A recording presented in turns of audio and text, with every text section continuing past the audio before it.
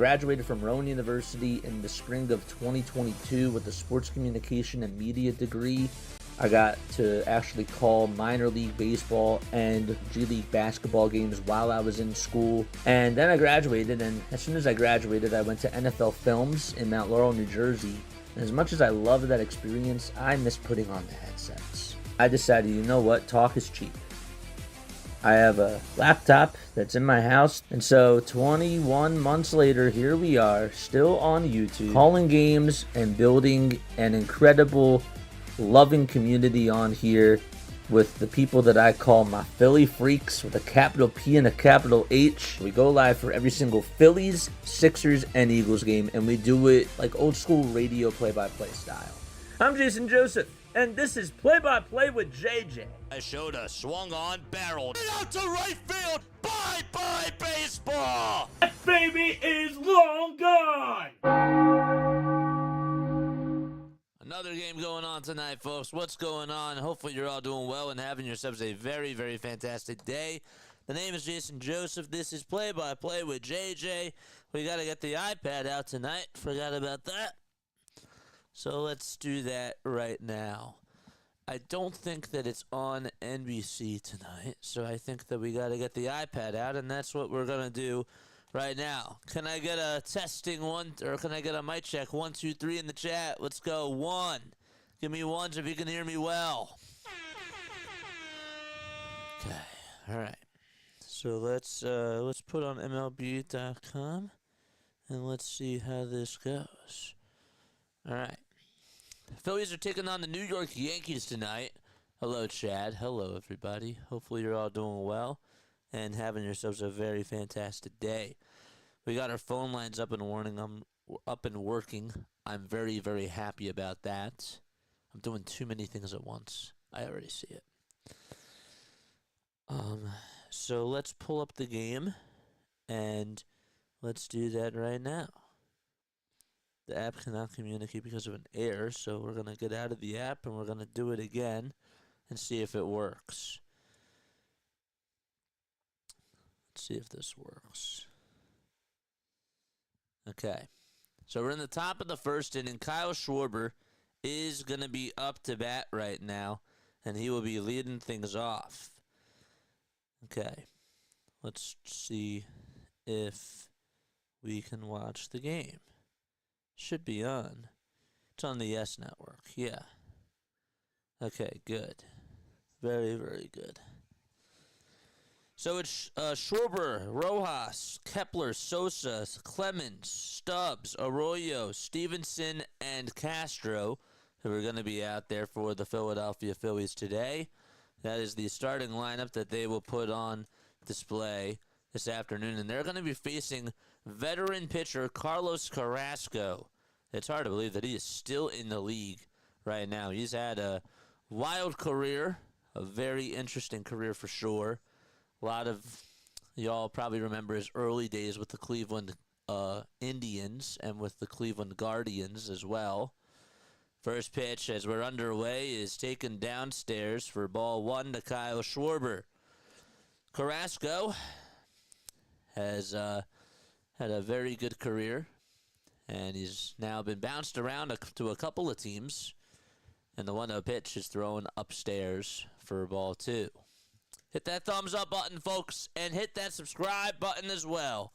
And that way you'll know when we go live for Phillies, Sixers, and Eagles games. Let's interact with this, and let's put up our box score. Very good. So it's 2 balls and 1 strike now to Carlos Carrasco. Is this volume on? No. Okay. Good. The 2-1 to Schwarber, and he takes it outside for ball 3.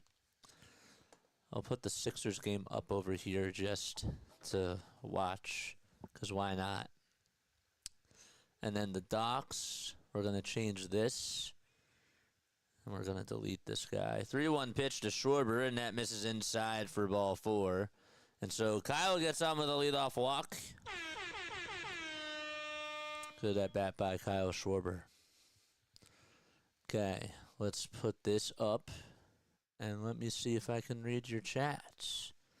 Restream. Good. There's Jane. Told you somebody was looking for you. Next pitch. And there's a called strike. It's a sinker. All right, let's put restream over here. Okay. And then we put this down here. There's chat. There's chat. Nice. All right, 2 balls, no strikes. Yohan Rojas is up to bat. So the Phillies did win earlier today. The prospects did pretty good. 2-0 pitch. And that is down for ball 3. Some of the prospects did well. Justin Crawford had himself a very good day. Gabriel Rincones, not so good today, but still has shown a lot of pop in the bat. And hopefully in a couple of years, he'll make it to the big league club. Or else he'll get traded. And hopefully it'll be for a good package. 2-1 pitch, and that's downstairs for ball 3. So that'll make the count now 3-1 to Yohan Rojas, who had a very good Arizona Fall League. And the next pitch, he takes it just at the kneecaps, and he was ready to tie his shoes and go on over to first. So it is 3 balls and 2 strikes. Yes, sir, we're back at it again. We're back at it again, baby. O'Shea Brissett is available to play tonight for the Sixers, they say. 3 balls, 2 strikes. Pitch number 11 coming on up. Here's the windup and the next pitch, and Rojas gets a piece of it and fouls it off.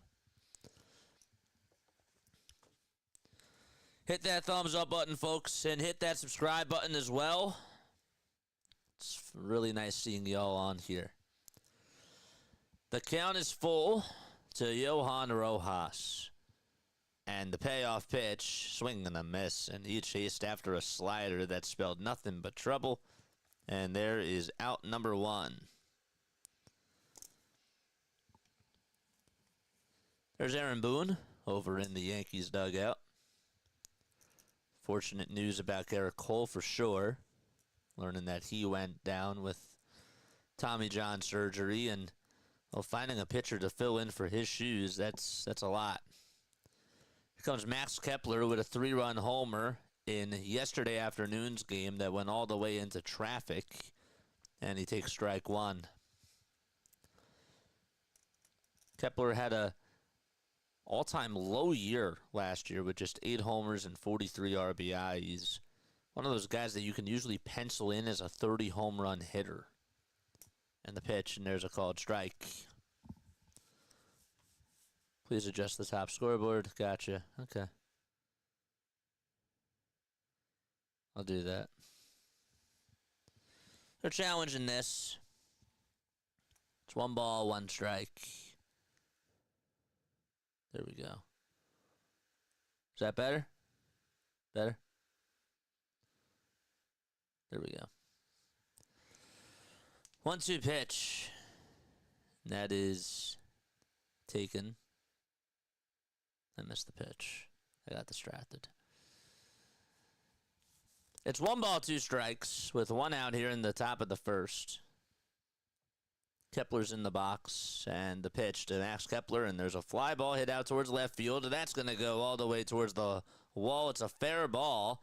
Rounding second, going over to third base is Kyle Schwarber, and he gets over to third base with ease, and Kepler gets on with an opposite field double. He's been putting some very good swings lately for the Phils and took advantage of a flat slider that was out over the middle of the plate. Very good. So now that puts runners over at second and third base. And Edmundo Sosa is coming up to bat with 2 runners in scoring position. Nice for Sosa to get a crack of one here. And he stares at a slider right down Broadway for strike 1. What's up, Noah? How are you? What's going on, everybody? Make sure you hit the thumbs up button and hit that subscribe button as well. 0-1 to Sosa. Line drive hit over towards right field. It'll be caught by Aaron Judge. And tagging up from third base and going to home plate is Schwarber. And he is out. I don't know why he would do that. But he did not get a good jump at all. And that's going to go down as a 9-2 double play. Schwarber did not get a good read on that at all whatsoever and just caused an out there for the Phils. And that is going to end the inning. So it's a rally killer. And we go into the bottom of the first. Come on, Kyle. I get that it's spring training, and you're allowed to make these mistakes now. But that was a mistake, and hopefully he learns from that. So a 9-2 double play is what they'll call it when we go to the bottom of the first. Like, subscribe, hit the bell icons. David just became a member, baby. Let's go. Let's go. That was a great throw. I just don't know why you would send Schwarber there. I don't know why he would go in the first place. I don't know if that was a Dusty Wathan issue or if that was just Schwarber or whatever. But, okay. David, thanks so much for becoming a member of our channel. That's awesome. That is cool. Yankees will have Jazz, Aaron Judge, Cody Bellinger, Ben Rice, Anthony Volpe, J.C. Esquera, Trent Grisham, Dominic Smith, and Oswald Peraza over at third base. Almost said Oswaldo Cabrera. That's Oswald Peraza. Who's playing over at third. And the Phillies will have Taijuan Walker out there on the mound. Another tryout for him. He actually had a nice outing in his last game, and so hopefully he takes better steps into the right direction. He was not having a good spring training, and then finally he sort of settled down in his last outing and only gave up just a couple of hits. Got a two-seamer, a splitter. Guy that pitched to contact. Has the red baseball cap with the blue Liberty Bell. I think he was a Yankee at one point. Can somebody fact check me on that? If you can, I would appreciate that. Davis is glad to be here. Appreciate you, man. 1 ball, no strikes. We love David. Shout out to you. And the pitch to Jazz, and there's a fly ball that's foul. And it goes out of play.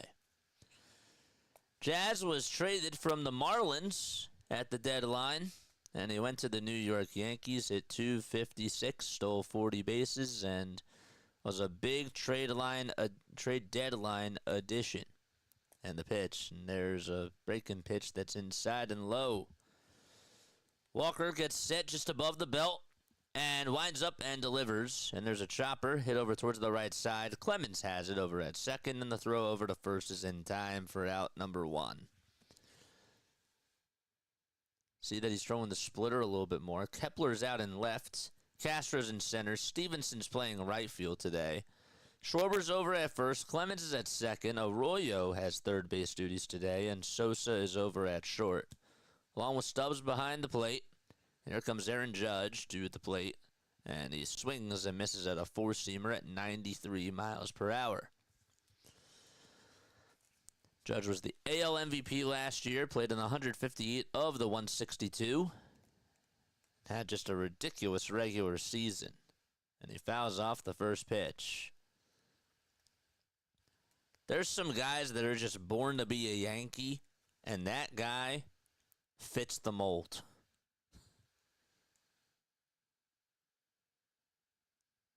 Strong power hitter that just likes to be in the bright lights. Even when the lights get too bright, you still see him in the batter's box, and you still think to yourself, oh boy. 1-2 pitch. That's way up high for ball 2. Was a cutter. Taijuan doesn't really throw a lot of cutters, so I'm kind of surprised he threw that pitch. The 2-2 delivery, the Aaron Judge, and he fouls off a splitter. That goes over towards the Phillies dugout. Let us know where you're tuning in from, folks. Where are you tuning in from? Let us know down below. Am I going to stream the Sixers? No. I'm streaming the Phillies game. That's what it is. Yeah. If I was doing the Sixers, I wouldn't be doing the Phillies game. After the game is done, probably not. 2-2 pitch to Aaron Judge, and he hits it out of play. Let's get in Walker's pitch count up, that's for sure. Don't forget to like and subscribe, and hit those notification bell icons too. And the pitch to Aaron Judge, and there's a fly ball hit over towards right center field. Castro's there. He'll make the catch. And out number 2 is recorded as Aaron Judge flies out to center. We got 30 people tuning on in. Thank you all so much. I appreciate you all for being on here. Judge has been struggling during spring training, yes. But he's still, regardless, somebody that you don't want to face when he's healthy. Cody Bellinger is in the box, and he stares at strike 1. And he golfs this one out over to right field. That's going to go all the way over towards the wall, and Bellinger will easily get a 2-piece as he is over at second base standing up.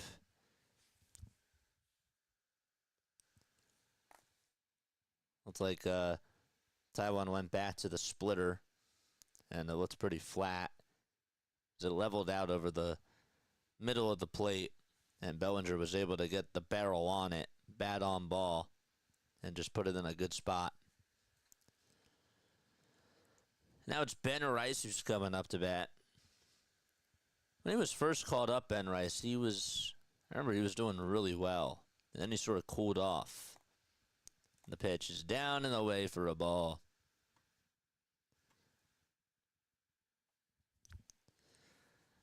Rice hit 171 last year in 50 games. Also had 7 home runs. And he takes the next pitch way outside for ball 2. Walker on the mound, 16 total pitches in 2/3 of an inning so far. He has Bellinger over at second. And the 2-0 to Rice. That is skied out over towards right field. It's carrying. It's going back towards the track. And it goes over the Hooters sign out in right center. It's gone. It's 2-0 New York as Ben Rice leaves the ballpark. And Taijuan Walker with a mistake in the bottom of the first.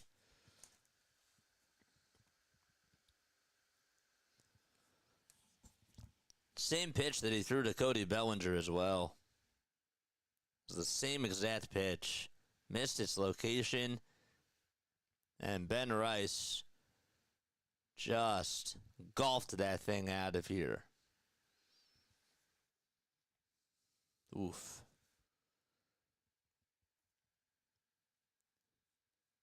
Volpe's up. And he stares at strike 1. What a swing that was. 0-1 pitch, and that's down. They're going to challenge it. It's called a ball. It looked like it was a ball, and it was. It's just about a little bit more than half an inch down. 1 ball, 1 strike to Anthony Volpe from New Jersey. Walker comes set and delivers, and it's low and away for ball 2.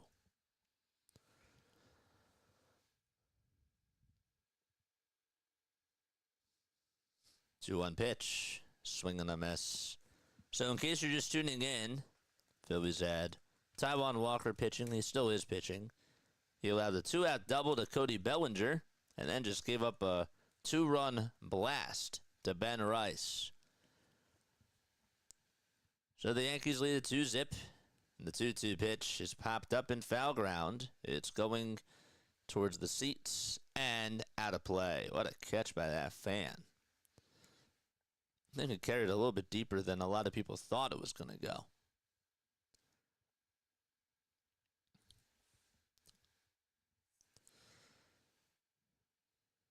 Walker will get the signs. 8 seconds left on the pitch clock. And he lines up in his motion and throws to home plate. That's grounded over towards shortstop. This should do it. The throw over to first is in time. The Yankees make some noise, and they get a 2-run homer by Ben Rice. And the Phillies are looking to respond as they go to the top of the second. They're down 2-0. Okay, I'll be right back. Don't go anywhere. Stay tuned.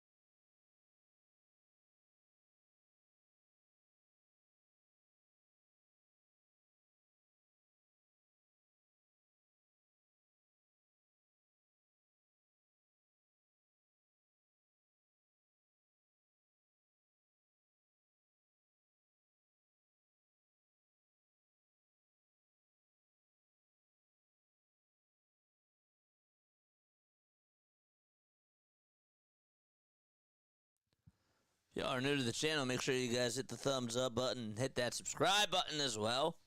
Thank you all so much for being on here. We appreciate each and every one of you. All right. Is this muted? It's not muted.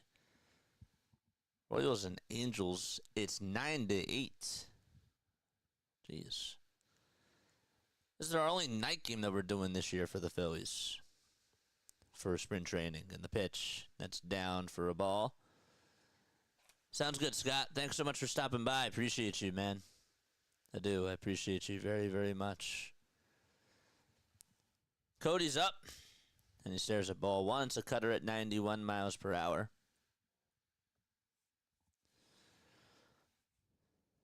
The Giants are down 11-3 to the Milwaukee Brewers. Yes, you're just wondering. White Sox have a 7-3 lead against the Reds. 2-0 pitch, and there's a called strike. Carlos Carrasco still on the hill for the New York Yankees.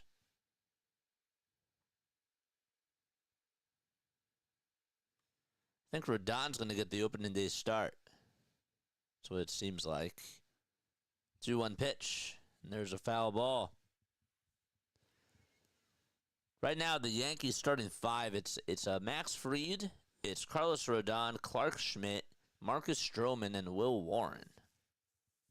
So losing Garrett Cole certainly was a blow. They're still without DJ LeMahieu as well and Giancarlo Stanton. 2-2 pitch to Cody Clemens, swing and a miss. He had a changeup that was spelling nothing but trouble.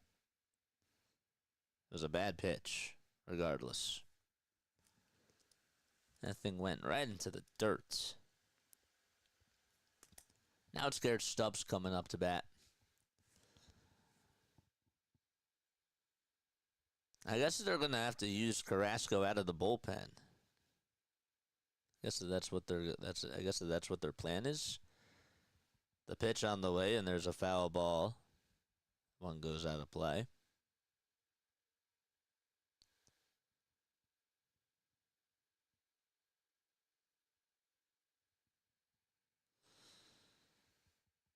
This is Carrasco's 15th Major League Baseball season.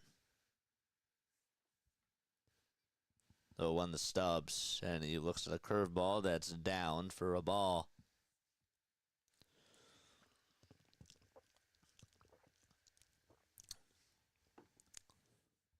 1-1 is the count to Garrett Stubbs.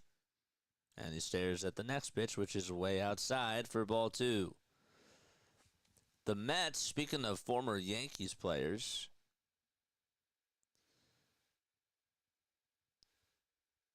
they announced today that Clay Holmes is going to be their starting day pitcher. He's going to take the mound on opening day for his first start since 2018. 2 balls, 2 strikes to Garrett Stubbs, the backup catcher for the Phils.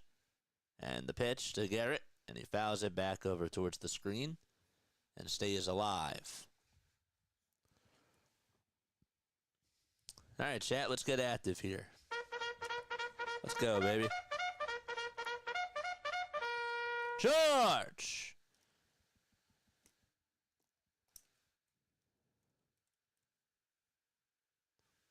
Yeah, I got you. Yeah. 2-2 on the way, and that hit Garrett Stubbs. Couldn't tell what ended up happening. They're showing a replay, and that got him right on the shin guard. Oof. And he lost his balance, landed into a sitting position, took a tumble, and he gets hit by a pitch with 1 out.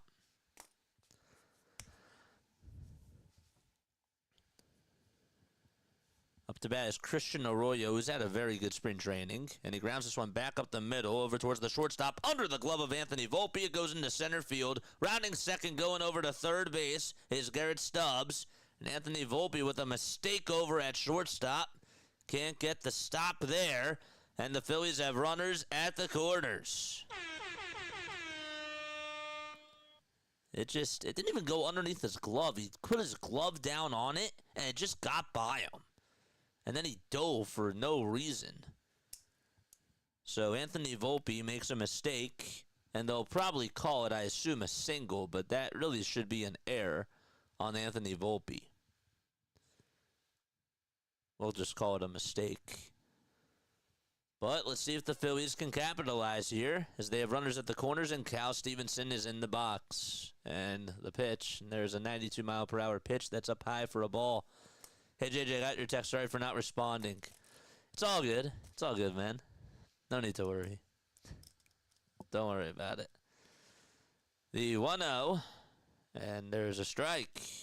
Good slider. Had a lot of life on it. And Cal is up to bat. He had 250 last year in 18 games, along with 6 RBI. Runners at first and third, and the 1-1 to Stevenson. Fly ball hit out over towards left field. It should be deep enough for Stubbs to score. The left fielder Rice will make the catch. Tagging up from third is Stubbs, and he'll come on into home plate, and they'll score, and the Phillies are on the board. They're down by 1 as they are able to get a sacrifice fly, and it's now 2-1. Good job by Cal.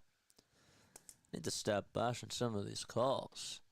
That was Rice out, or sorry, that was Bellinger out and left. I knew I screwed up something there. That's fine. So Belly made the catch. Runner on over at first. And now it's Rodolfo Castro in the box, and he fouls off pitch number 1. And is already down in the count 0-1.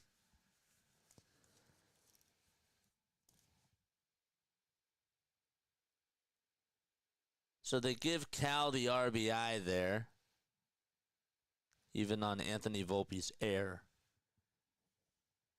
0-1 pitch is a backdoor slider that catches the inner third of the plate for strike 2.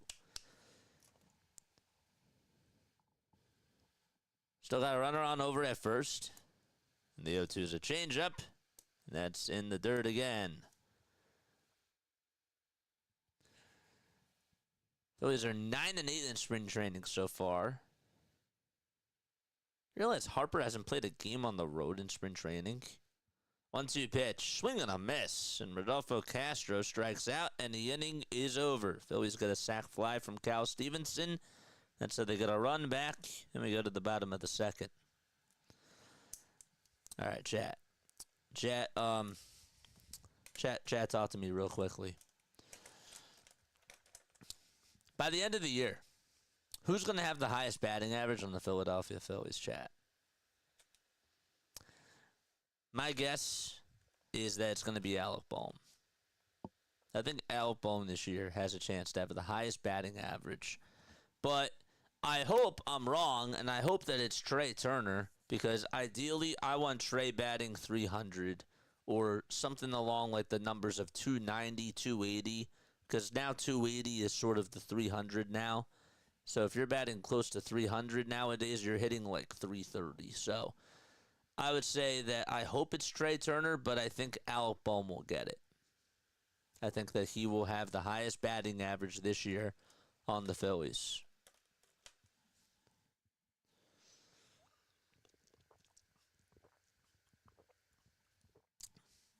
David says, I hope it's Trey too. Yeah. It also could be Bryce. Bryce could actually have an MVP year this year. I'm not ruling that out of the question either.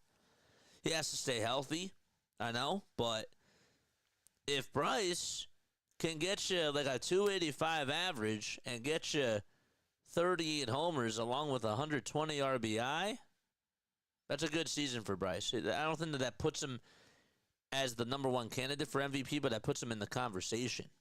Heck, let Trey and Bohm both hit 350. Yeah, I agree. Yeah, please. I think Bryson Stott will have a bounce back year. If he hits like 270, that's a good year for me overall. 270 is a pretty good year. As long as it's consistently 270 and not like 350 and then it goes all the way down to 270, then that would suck. 0-1 pitch as Ascara's up to bat, and he stares at the ball. Already in the bottom of the second so far, and the 1-1 delivery is grounded over towards the first base side. It's going to be a tough play for Schwarber. He gets over to it, and he throws it over to first. Walker covers the bag. And there's one out in the bottom of the second. Okay. Now it's Trent Grisham who comes on up. I don't like it when they change the batter as soon as the ball is fielded.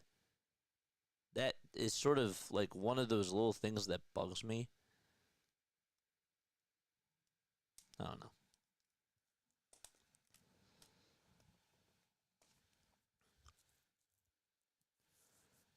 Pitch to Trent Grisham, and he stares at the strike.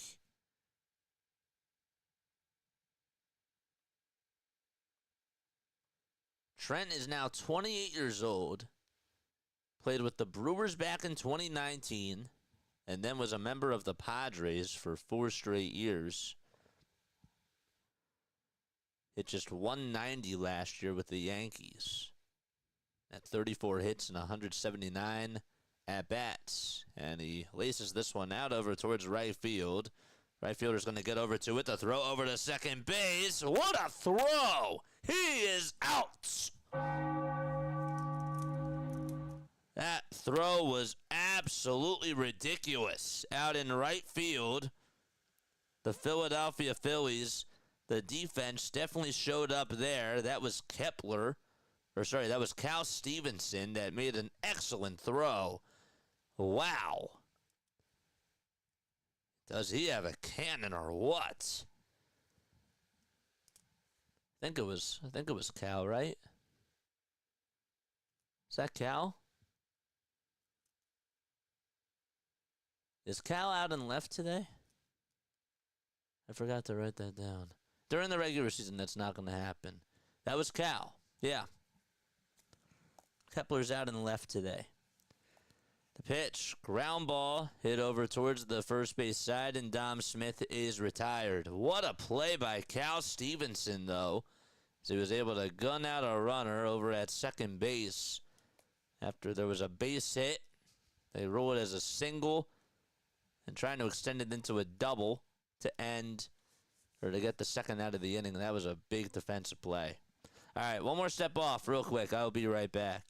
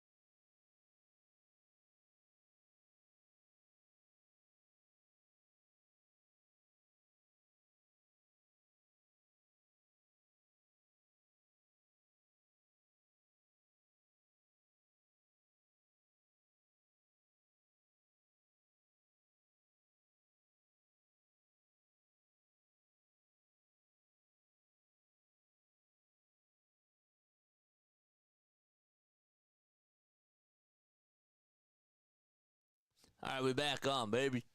We need 92 more subscribers in order for us to get to 5,000 subs by opening day. Orioles have a 4-0 lead, I see. They're taking on the Minnesota Twins. If you are new to the channel, where are you tuning in from? Let us know a little bit more about yourself. So we'd really appreciate that, man. Schwarber's coming back up to bat.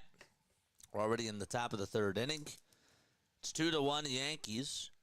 Schwarber walked in the first.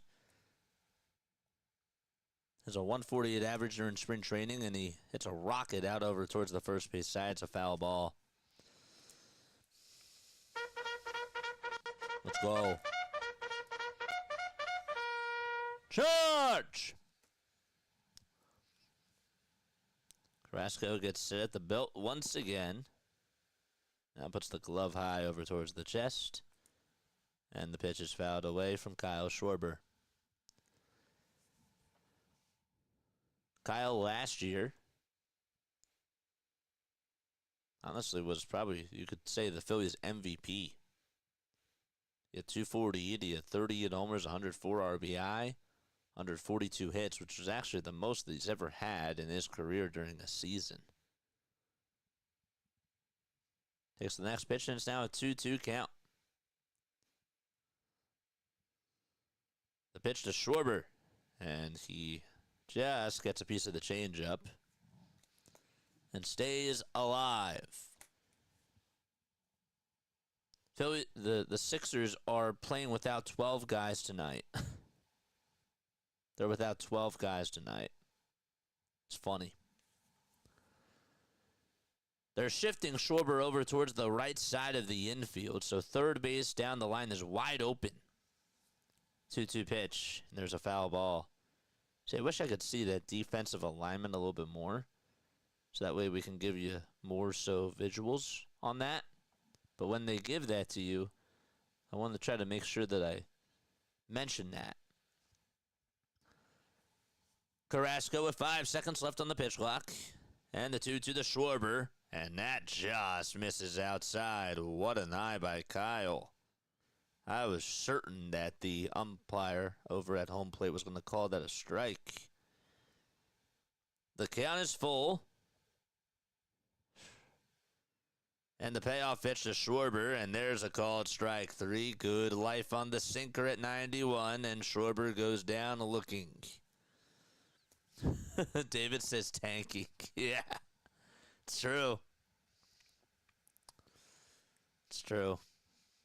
We got the game on in the background. 1 out in the top of the third. 2-1 New York. And Yohan Rojas, the DH, is up to bat. Rojas shows bunt at the first pitch, bunts it down the third base line. It's a foul ball, though. So now they're going to implement the bunting. We wanted to work with that with Rojas during week 3 of spring training. So by like the 14th, the 16th, that's when we were going to start, said Rob Thompson. And he starts on the 14th. 0-1 pitch to Rojas, and he takes it outside and low for ball 1.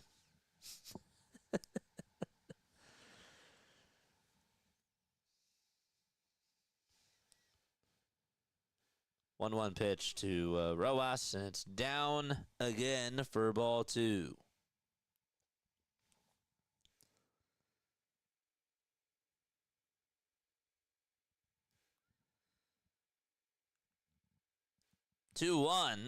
There's a foul ball. We missed a nice play by Kyle Schwarber over at first base. I don't know how I missed it. He did. He made a diving stop over at first to end the second inning. Missed it. How about that? He actually made a very nice diving play. 2 balls, 2 strikes, 1 out, top of the third. Got a little bit distracted. And the pitch to Rojas. He is a bouncer. Hit over towards shortstop. And the throw over to first base is just in time to get Yohan.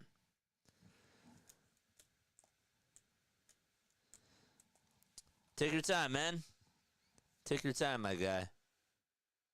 No worries. Take your time, dude. Hopefully everything's all right, man. We got 2 gone here in the top of the third. And already 50 pitches thrown by Carlos Carrasco.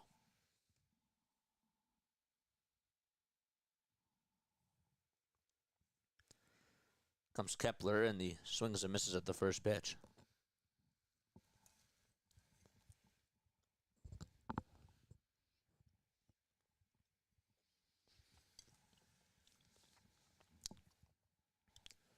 Oh, 1 delivery, and it's popped up. And it's fouled away as it goes out of play.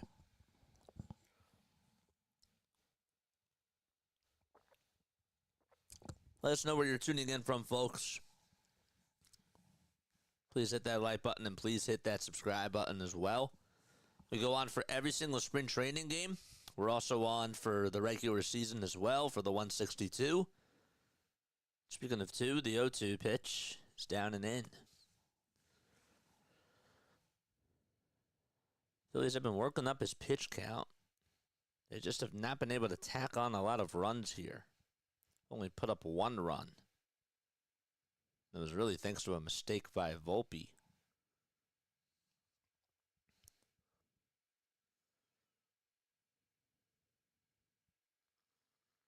Top of the third inning. Carrasco gets set, and Kepler swings and misses, and actually foul tipped it into the glove for strike 3. And the inning is over. And that's going to wrap up the top of the third. We're going to the bottom of the third.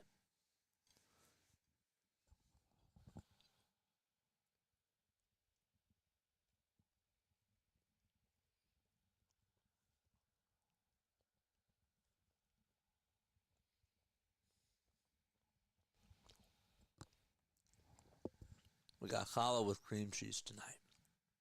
It's good.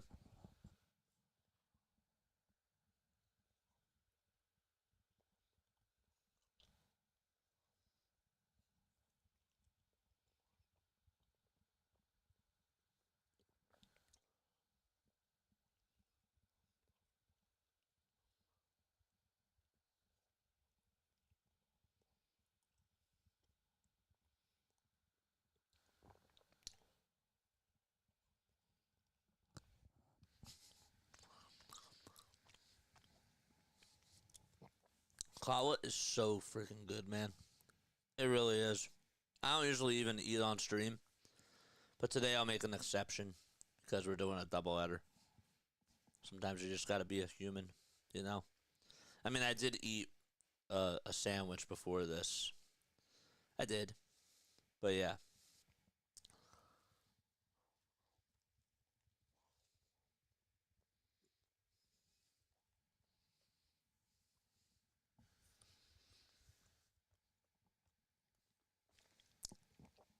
Challah at your boy.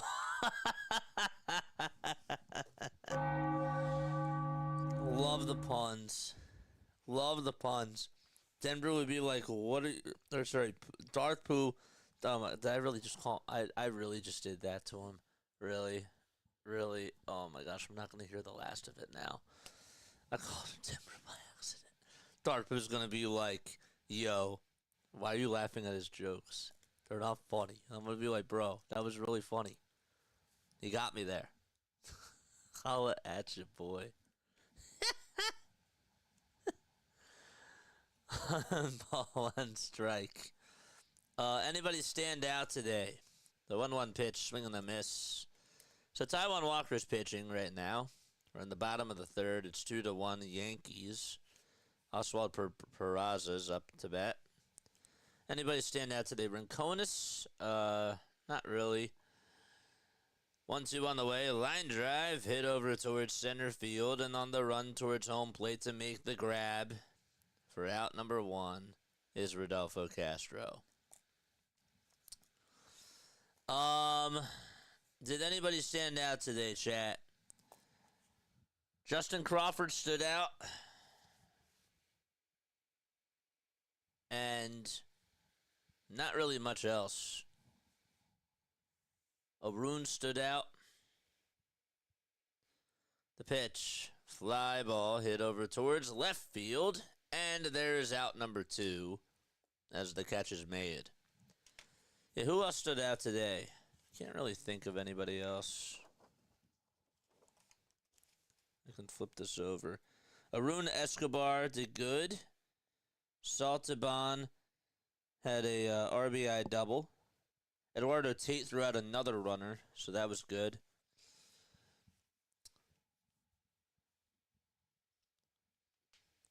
Aaron Judge is up to bat. It's 2-1 New York. We're on the bottom of the third. There's 2 outs here. 1-0 pitch. That's down in the way for ball 2.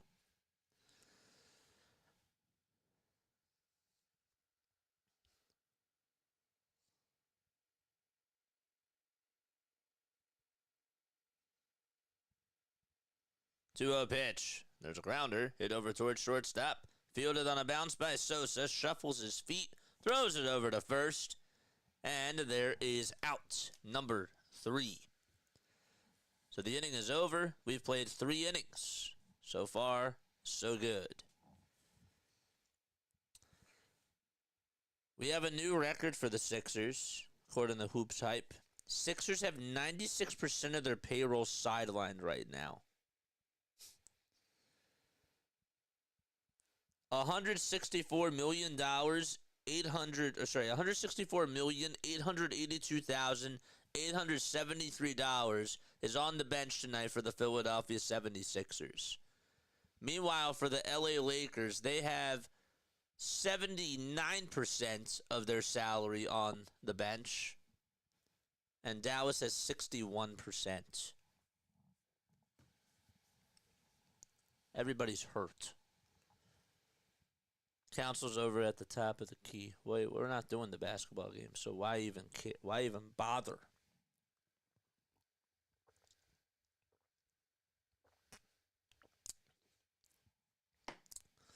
My Friday nooner just left. Having my first smash burger, overrated. A stomped on burger. Yeah, I've never been a fan of smash burger. I've never understood the hype with smash burger, but I also think that we're just in an area where it's like you have Five Guys. There's so many good burger places, and smash burger has just never really been one of those. I've never really been a fan of their burgers. I don't know. Call me crazy. Like, please call me out. If I'm dumb, call me out on that. You're mobile. Nice. Thanks so much for joining us, man. Or for rejoining us, I should say. What'd you get on your smash burger?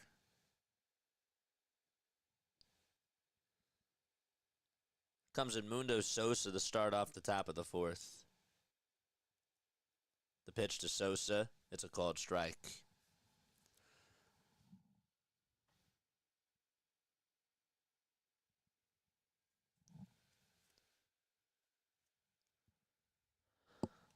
Oh, and 1 is the count. And the pitch to Sosa. Grounder. Hit over towards third base. It's a foul ball. I've always wondered if they counted that as a fair ball, would that still be... Would the third baseman have still made that error? Meaning that the ball ended up going under his glove, and it looked like it was a mistake. But I've seen so many times, though, where that happens, and it looks like he was actually going for the ball. I don't know. 0-2 pitch, and that hits Sosa right on the ankle. And Carlos Carrasco has hit a couple of batters tonight.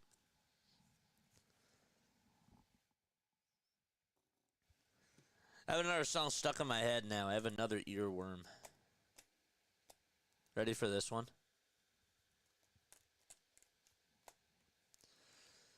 A cover by Smash Mouth of Can't Get Enough of You, Baby. I heard it at a Wawa a couple of weeks ago, and I can't get it out of my head now. It just, for some reason, came back to me. Comes Cody Clemens as he steps into the box and stares at strike 1. It's a curveball. 0-1 pitch to Cody. And it's tapped foul.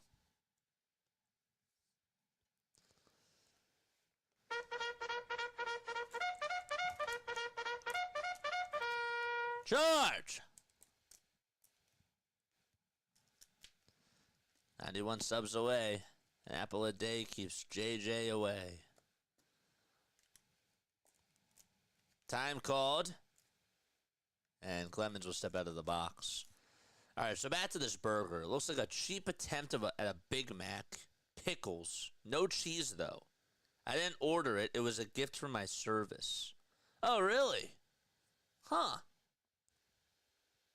Wait, hold up. You were in the service?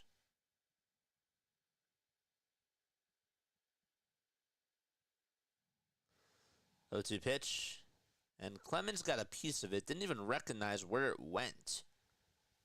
And it was a foul ball. Onion ring theft. Oof. I understand what that means. I understand how that feels. Toss back over to first, and Sosa is safe. Hit that thumbs up button, folks, and hit the subscribe button as well. We appreciate each and every one of you for being on here. We really do. Means a lot. Noah, lady friend. Oh, gotcha. 0-2 pitch, swing and a miss. Throw over the second base to try to get Sosa. He is safe. And actually did a good job because he got his right hand on the bag. If he would have just got his left hand in there, and if he would have just laid that out, he took it back really quickly, and then ended up being safe. Now Aaron Boone's going to make a change here. So Sosa went diving on into second base, and then he reached out with his left hand, but when Volpe went to tag him, he actually moved his left hand, and he got his right hand in there, so that was a pretty good play. Give JJ your click. I thought that said something else at the very, very end. I'm not going to lie. I thought that was going to say something else, and that had me dying. Because I was like, I don't think I've ever heard Eric curse on here. And I thought that said something completely different at the very end. But yes, regardless, hit the thumbs up button. Subscribe to the channel. 2 games in 1 day. Like the video. Only 91 subs left to the 5K, baby. Yes, sir. We can do some more phone calls tonight. We got our phone line set up, so that was really cool. It's a lick. Don't get any ideas.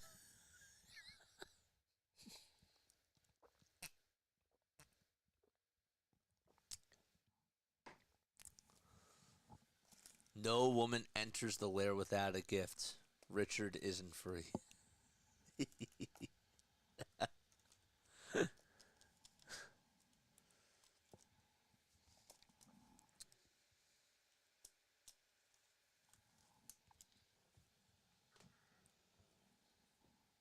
Jalen Hurts is in the building, folks. The GOAT. We got a quarterback in here.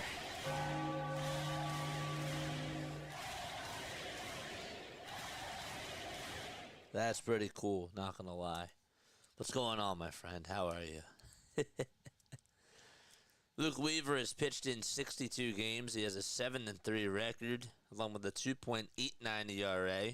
That was according to last year's stats. He'll have to face Garrett Stubbs with 1 out in the top of the 4th. The runner that's over at second base is still Carlos Carrasco's responsibility. And the pitch, it's a 4-seamer that's outside. And it's a called strike. My man was Super Bowl MVP. Yes, sir. We love Jalen Hurts. We're not worthy. No, we aren't. 0-1 to Stubbs, and there's a fly ball hit over towards medium depth right center field. Rice is on the run. He makes the catch. He then drops the ball. And tagging up from second, heading on over to third base, is Edmundo Sosa. And the Yankees just continue to make mistakes in in the field today.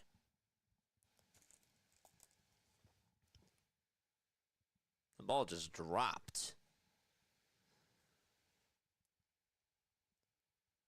Sixers have the lead now. That's not good. Need them to lose. Christian Arroyo's up in the batter's box. There's 2 outs in the top of the 4th, and the runner on over at third base. And the pitch is in there for strike 1.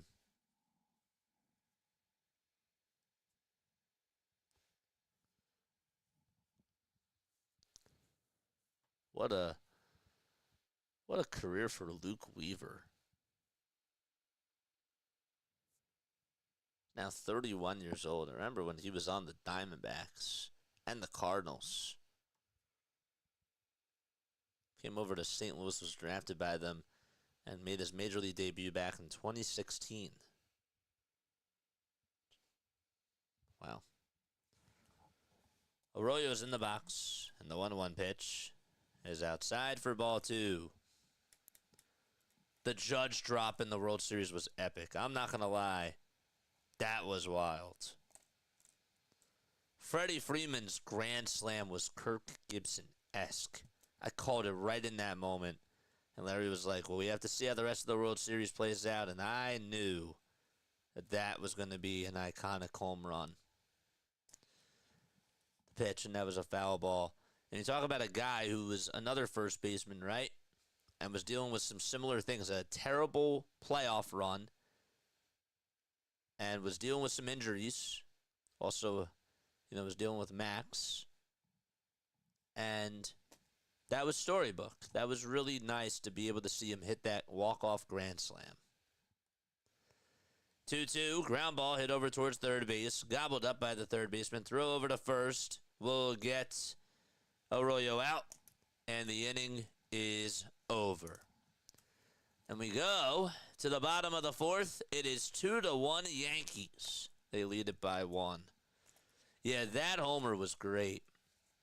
That call was epic. I'll have to go back and listen to that call. That was a good call. It was Gibson-esque. I was thinking about it all over the place. It literally had Kirk's name all over it. I saw it. I saw the writing on the wall.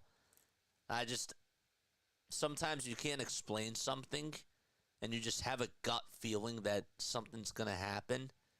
And that was just one of those moments where I'm like, this is where baseball is scripted.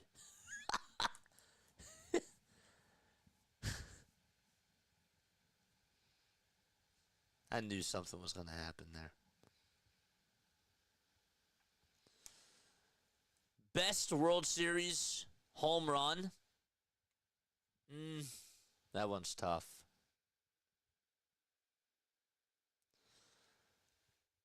In recent history, I'll tell you, Rajai Davis's 2-run homer off of Aroldis Chapman in the World Series of Game 7 was epic. I know that they didn't win, but that was really cool. Post a short. Yeah, I'll have to find that.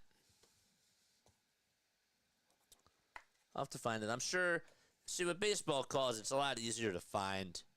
When you're doing basketball, it's like, well, we got to dig and remember which game it was. All that type of stuff. But yeah, Freeman's walk-off home run was great. Alonso's homer last year was incredible too. And nothing will ever beat, in my opinion, Bryce Harper's homer. Joe Blanton's homer in the World Series was awesome. Yeah, that was one of my personal faves too. And he's like rounding he's in the box. And he just stares at that thing and was like, did I hit that? And the pitching coach is telling him, run. Like, he's just telling him, go. And Joe's just standing. Like, did I really do that? It's like a Steve Urkel type of a thing. Did I do that? 2-0 pitch, and that's a little bit outside and low for a ball. Touch them all, Joe.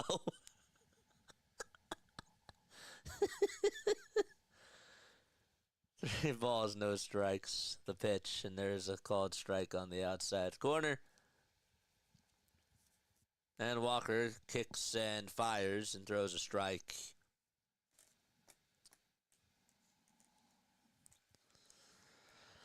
We're already in the bottom of the 4th as the 3-2 pitch is downstairs for ball 4.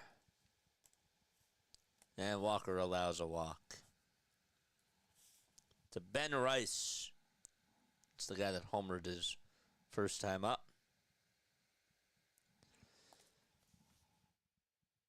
These games have, I'm not trying to jinx this year, but the games over the last couple of days have been so slow. These games have gone by so quick. The pitch, and that's in the dirt for a ball. Not a home run, but Brett's Pine Tar meltdown was awesome. I actually thought he was going to start dropping fools. Yeah. I watched replays of that.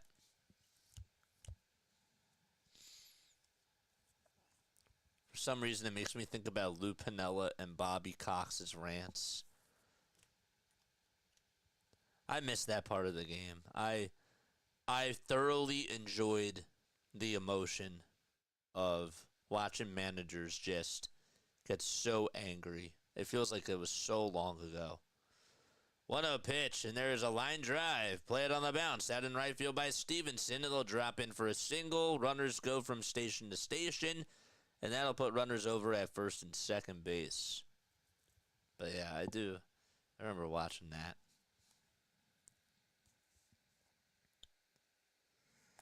Escara is coming up to bat.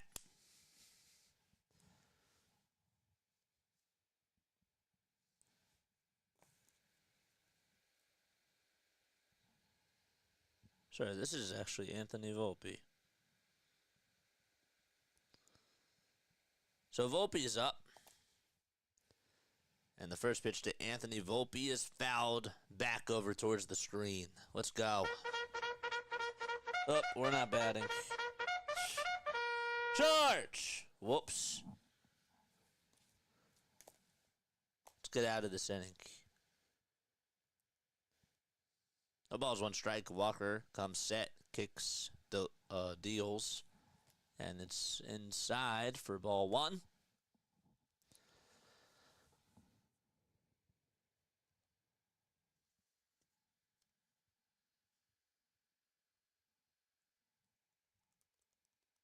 The pitch, foul ball.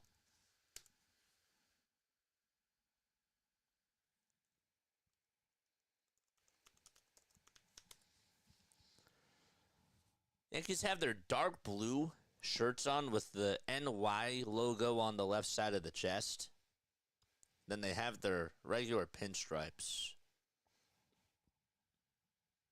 The white outsides with the blue stripes.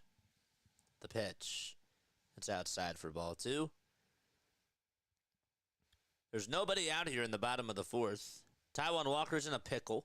What else is new? And the 2-2 pitch is in the dirt for ball 3.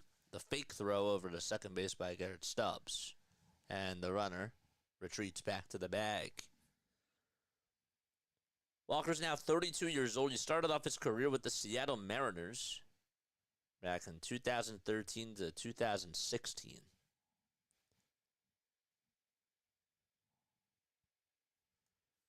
Three balls, 2 strikes. And the payoff pitch on the way. Swing and a miss. He struck him out. Volpe fished after a slider that was way down low and way outside. And Walker gets out number 1. Cientity. Did I miss Jane? Yeah, she popped in. But I think she'll come back on probably during halftime. She probably wanted to see the tankathon, which I understand. JC Escara is up to bat. And the pitch, it's popped up, hit over towards shallow left field. Cal Stevenson, or Kepler that is, on the run, and he drops the ball. He just dropped the ball. It was an easy fly ball, and the throw is made over to third. It's in time to get out number 2 anyways. But Max Kepler makes an error And the runners who were over at first and second base had to go, advance, and they got the force out over at third. So that's going to go down as an E7. But it's a 7-5 put out. There's 2 outs. It was literally right in his glove. He turned the glove over, face up, and then it just popped out.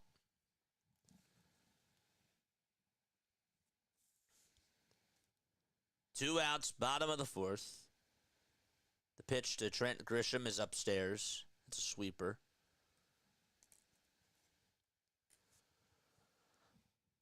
And time called. They want to have a conversation here. Max has to catch that. There have been some bad plays on both teams today. We need 91 more subs till we get to 5,000 subscribers.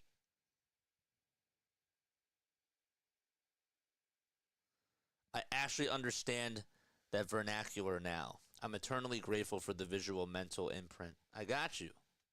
Talking about the numbers and all that? Yeah. Yeah. I will do some like tutorial videos, or not tutorials, but some videos where we go more in depth with things, but I'm not doing it now because now is a very busy time. But during the summertime, I think that would be really sick. 2 balls, no strikes, and the pitch. Ground ball, rolled over towards first base, bobbled by Schwarber, but he picks it back up, throws it over to first, and Walker covered the bag. And so that could have been trouble. And that is going to end the inning. So Walker does get out of the jam, to his credit, and we head to the top of the 5th. It's 2-1 New York. So how was that play scored? I want to go back to that. They call that a fielder's choice. That's technically a batter's fielder's choice. Scarra hit into a fielder's choice to left. So that's a 7 to 5 fielder's choice. But that should also be an error. It should. It should also be an error. BW's here. I forgot you're not on tonight. Yankees stink, no bias. What's up, BW? Thanks for stopping by. Y'all know what to do. Hit that thumbs up button and hit the subscribe button as well. I hear bootleg and shotgun, and it conjures up line dancing gone wrong. No, that's understandable. I am gonna do that this summer. I am gonna have some videos out there where I explain visual concepts and I show you guys visually how certain things look, because sometimes it is really hard to physically describe it because some people are visual learners, and sometimes it just makes sense to visually show people certain things rather than just say it, because it's hard to, certain things are hard to encapture in your mind, just psychologically and mentally speaking. But yes, there's 2 types of formations that they run now in football, and it's basically shotgun formation and pistol, or else they call it the gun. Or sorry, no, the gun is shotgun, and then there's pistol formation. They don't really run a lot of other types of formations anymore. Sometimes they'll run the I, or they get a quarterback and then they have 2 running backs right behind each other. You definitely need a digital whiteboard, yes, to explain those types of things for sure. Absolutely. We got a subscriber! Yes, sir. Let's go. That's beautiful. We go to the top of the 5th. It's 2-1 Yankees. Feels a little bit different. It feels, I'm not going to lie, like I thought it would feel nice doing the night games, but it feels different. It's a different vibe. doing baseball at night for the first time. This is our first night game, and that's the only night game that they have during spring training. The next night game the Phillies have is in April. As weird as that sounds. 1-1 pitch, and that is outside. It was a changeup at 82. It's for a ball two to Cal Stevenson.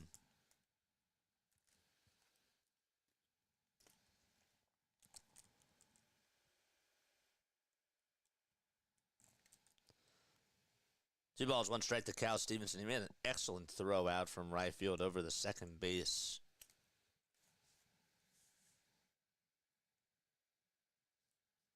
Earlier in the game.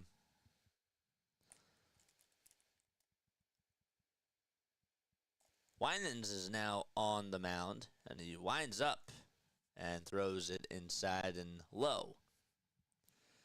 This guy's name is Alan Winans. He's 29 years old. He's from Bakersfield, California. Had played in 24 games last year in AAA. Started in 16. Payoff pitch, and that's sliced foul and out of play.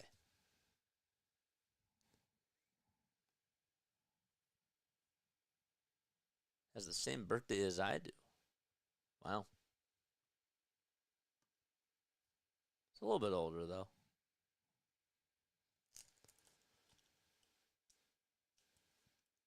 Played with the Braves for 2 straight seasons. 3-2 pitch, and it's downstairs for ball 4. Good at bat by Cal Stevenson. I wonder if he was traded in the Max Fried deal. That I don't know.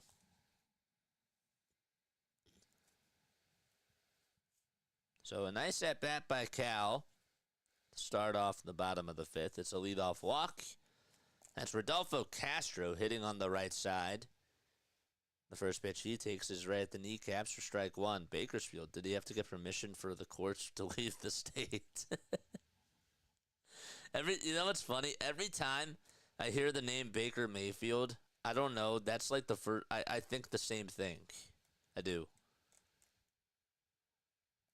0-1 pitch. That's down and away for a ball. Baker Mayfield.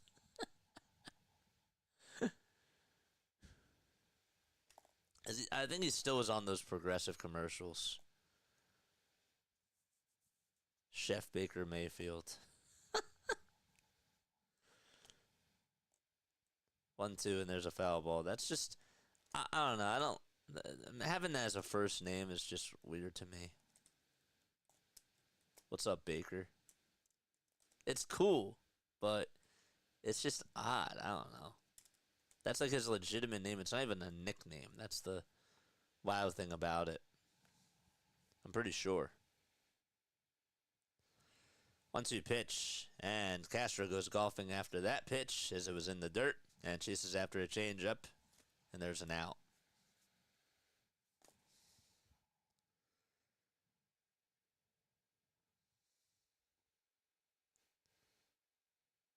Let's see, is that his actual first name, Baker Mayfield? That is, right?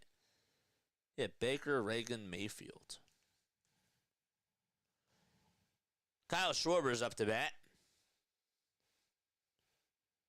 Some people like to call him Fred Flintstone.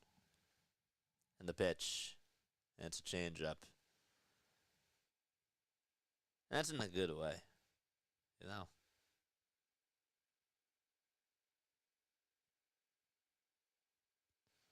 1-0 pitch to Schwarber.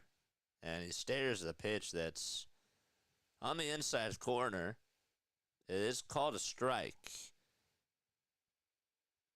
That was pretty close. It was a good pitch.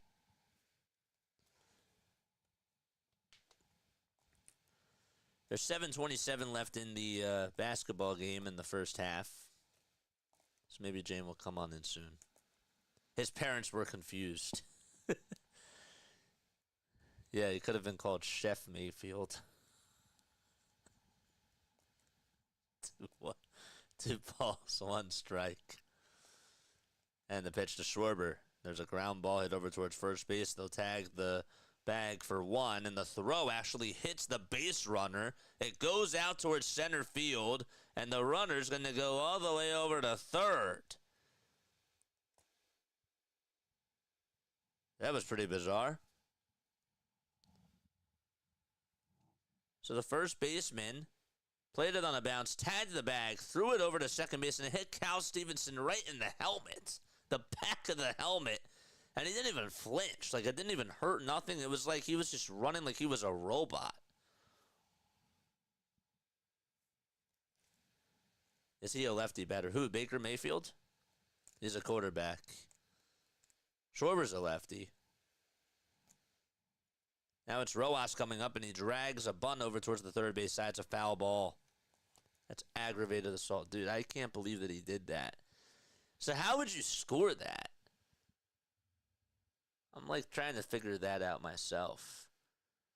Grounded out to first. Stevenson went over to second. Stevenson was safe at third on the throwing error by first baseman Smith. So I guess that's a ground out, like a G3 plus an E3. I don't know. I don't like the technicalities of the scoring.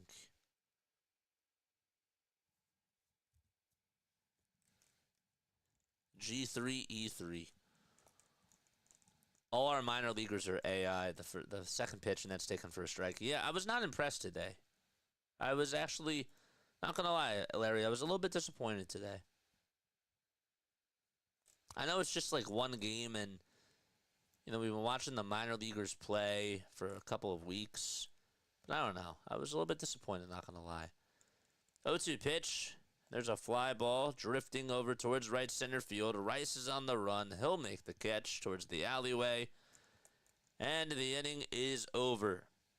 So, we go to the bottom of the fifth inning. It is 2-1 Yankees. This game is flying.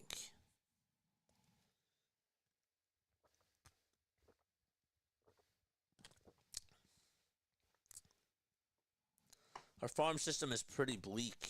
Yeah, I'm really disappointed. Not gonna lie, I'm disappointed with Griff. I'm disappointed with Mick, and I thought that they would be better.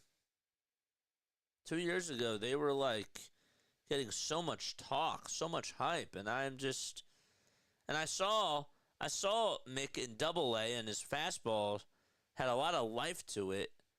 You know, I'm watching him throw 96, and I don't know, like some of his other pitches looked really good. And I know that you're facing like Blue Rocks hitters, you know, you're facing guys in high A, so it's different than major leaguers. But he was able to get some really good break on pitches when I was watching him a couple of years ago, and it just doesn't seem like he's doing that. You heard Painter had a great batting practice tonight. I'm at the point now, to be honest with you, where, and I'm not saying that this is you or anything, but I'm going to believe anything that I hear from Painter until I see it. I saw him pitch well when he was with the Blue Claws, but again, like, I need to see him do it at a high level. You know?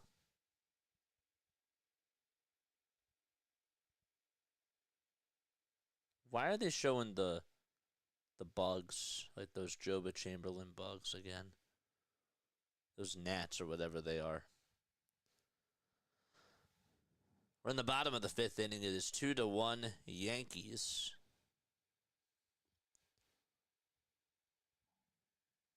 Painter, Abel, McGlary, Crawford, Aiden.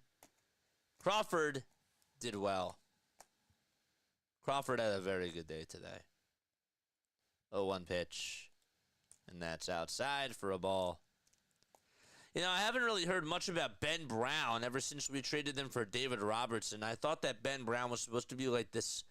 Some people were saying that Ben Brown was supposed to be like another Aaron Nola. Haven't really heard his name. How did he do last year?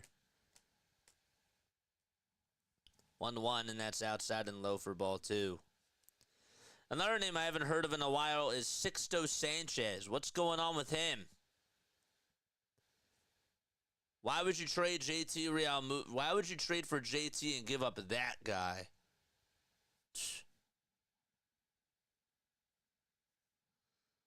2 balls, 1 strike, and the pitch is down for ball 3. Jose Ruiz is pitching for the Phils. He gets set just above the belt, kicks, delivers, and it's chopped foul towards the first base side. Ben Brown, another Dominic Brown.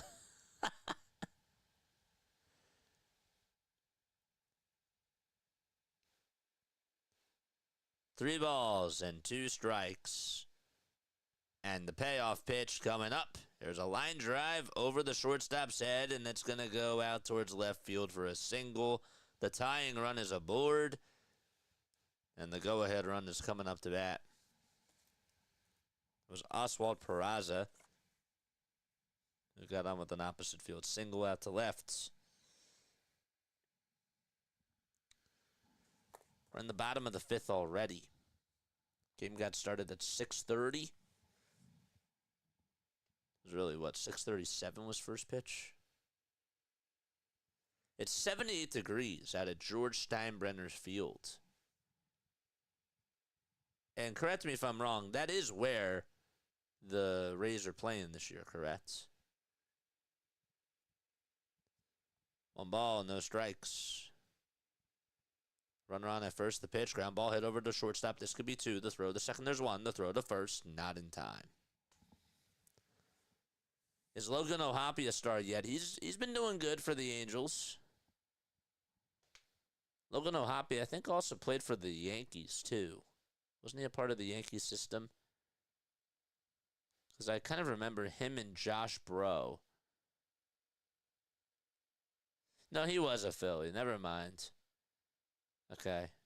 He was a Philly, Logan O'Hoppe. He was a Philly even before. He was a Philly all along, is what I'm saying. Comes Jazz Chisholm Jr., who tries to hold his horses at the pitch, which was outside and off the plate. Yeah, Logan O'Hoppe's been doing good. If you tell me his stats. I can't look it up right now. What's up, Midnight Hal? Forgot. I hope that you're still on. Sorry about that. Who's pitching for us? It just came on. I don't know why your chat's not showing up. For us, we got Taijuan Walker, or we had Taijuan Walker pitching. Pitch on the way, and there's a swing and a miss, and the throw over the second base by our catcher, Garrett Stubbs. It's in time. Stubbs with a cannon of an arm. And the 1-1 to Jazz. Fly ball hit over towards right field. Cal thought it was going to go back, but he had to come jogging in towards the plate. And there is out number 3. So we go to the top of the 6th. It is 2-1 New York. Garrett Stubbs comes away with a very nice defensive play. That's good. All right. Let's eat some more challah. Because why not?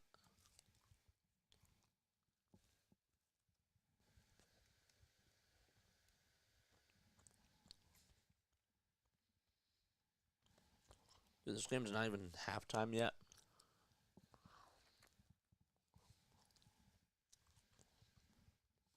I have been to the Pigs game. Yes. I've been to their stadium a couple of times.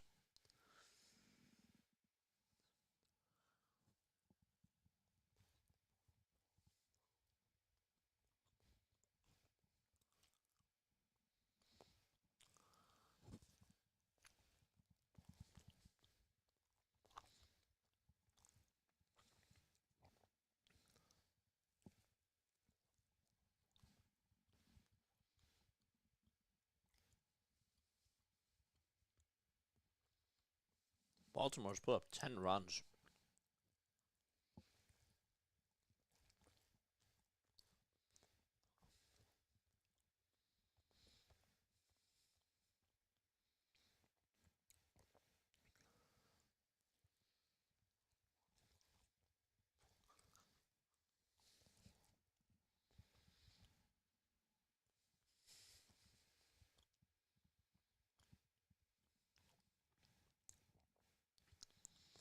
Phillies only have 2 hits today in this game. And just 1 run. And really, it should have been called an error on Anthony Volpe.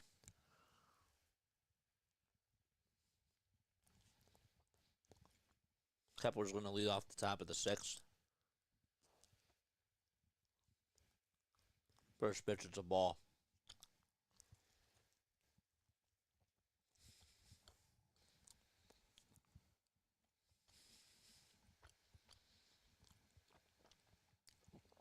I was thinking he was going to hit a home run as my next bite was coming, and I was going to be like, screw you.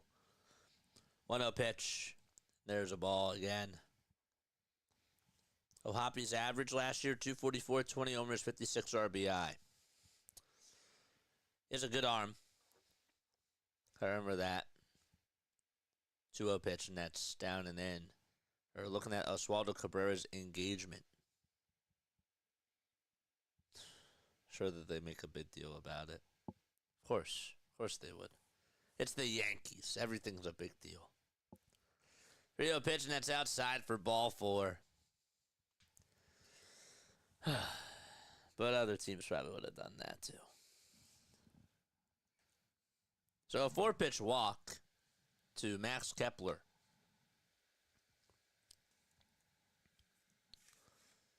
That's one way to start off the inning.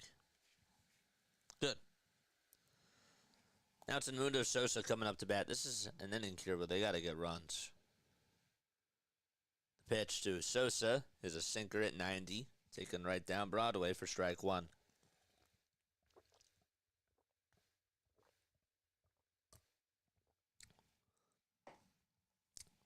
Looks like Indiana's coming back. A 1 to Sosa, ground ball hit over towards third base. The throw over the second, there's 1. The throw to first, Sosa is out. Wow.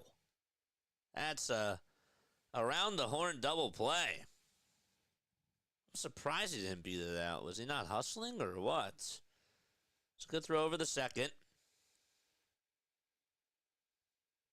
I think he was out by about half a step.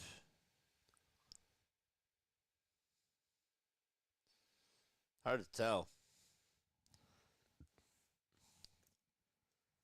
Another rally killer, though, for the Phils.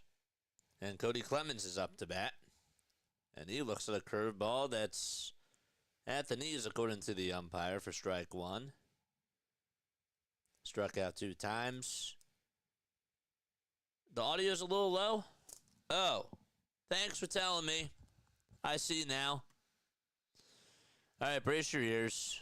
As the pitch is grounded over towards the right side, throw over to first is in time, and the inning is over. So Jazz fields the ground ball, and that is going to do it. All right. So we go to the bottom of the 6th. All right, so brace your ears. Mind those ears real quick.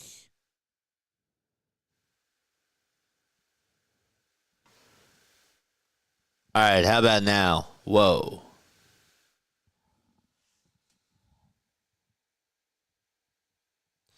Don't know why that happened. Testing. 1, 2, 3. Told you to brace your ears.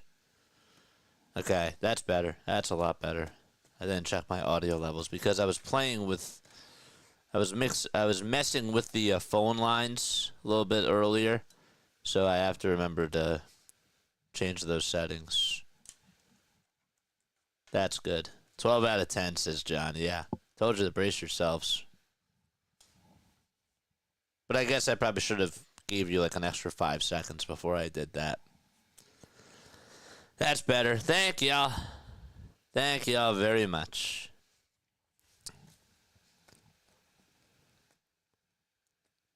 Sixers lead it by 8 points.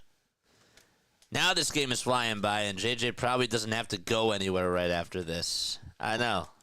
Of course. That's baseball for you, right? That's the way that the game goes. That's the way the cookie crumbles, I guess.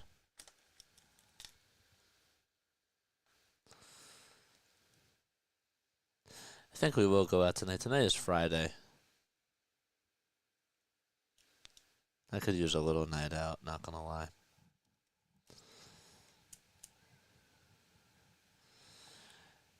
During the season, I'm not really going to be going out that much because I'm really going to be focusing on this. So I guess I probably should do it now.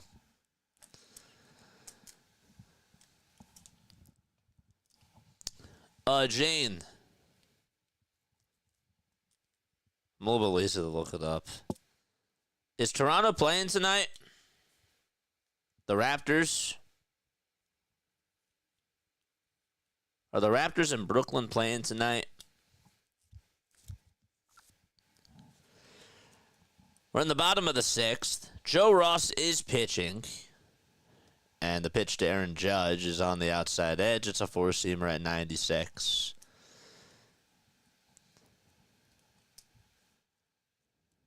Let's go. Wonder what Denver means. Denver Brewing Colorado. Denver Brewing Company. Denver Brewing Colorado Company. Yes. Jane, John's been asking about you. John's been like, where have you been? John misses you. But we all do. But we know that you work during the day. At least I do. I don't know if they do, but John's been asking about you. He's been concerned. 1 ball, 2 strikes. And the pitch to Aaron Judge. There's a foul ball hit out of play. And Jane, thanks for telling me about my mic. I should have looked at my levels.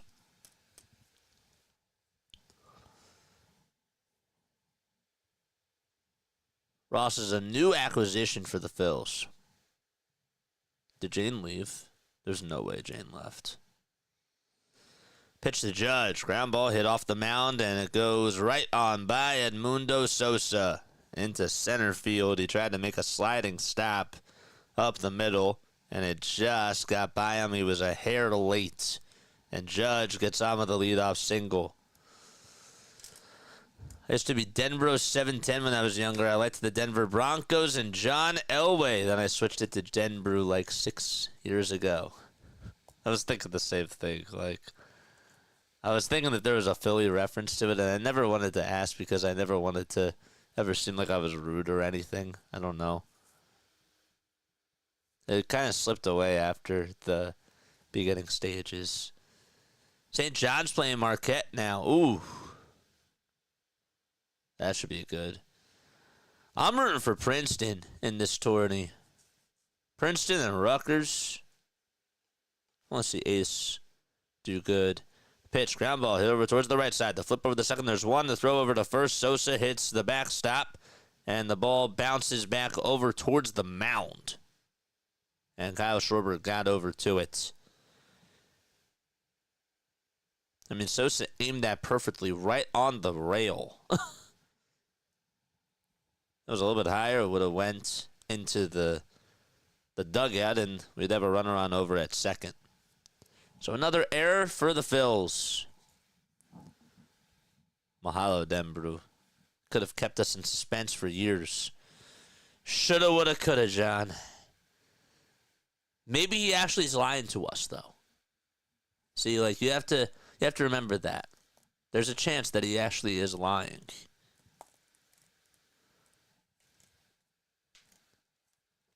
I'm going to go with 6-1 odds on that. 2-1 Yanks. Ben Rice hit the 2-run homer back in the bottom of the first, and that's all she wrote in this game for the Yankees noise. 1 ball, no strikes on the next pitch, and that is taken inside for ball 2. 2 balls, no strikes. We're in the bottom of the 6th inning. It is 2-1 Yankees. And the next pitch underway, and there's a strike called.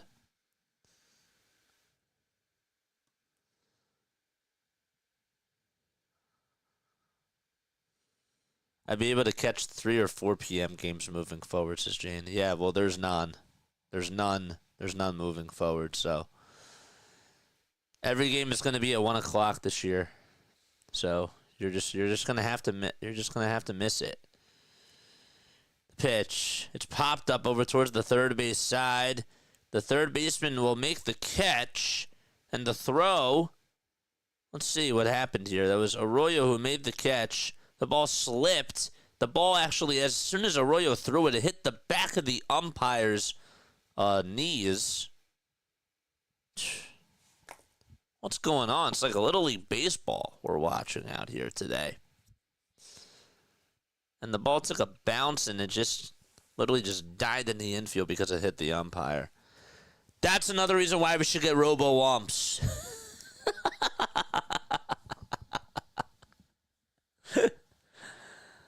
No more line drives hitting umpires. Come on.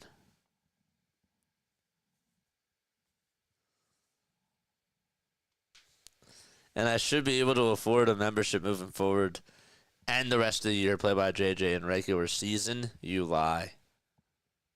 You might get gifted one. Maybe on opening day we'll gift out some more memberships. Ooh. Don't give me ideas. 1-0 pitch. That is inside for a ball.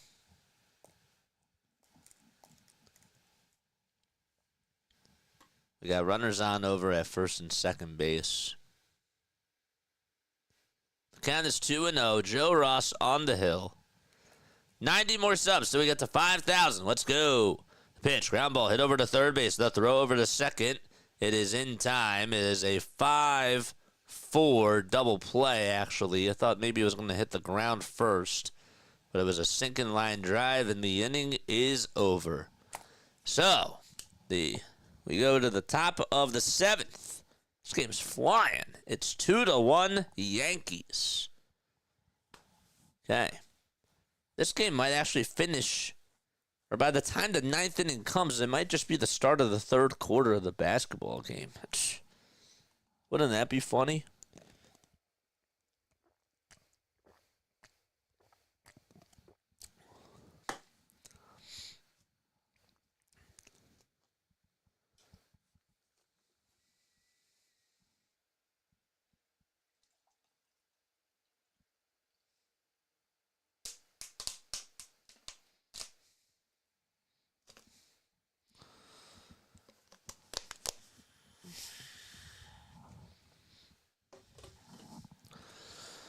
Hit that thumbs up button, folks, and subscribe to the channel.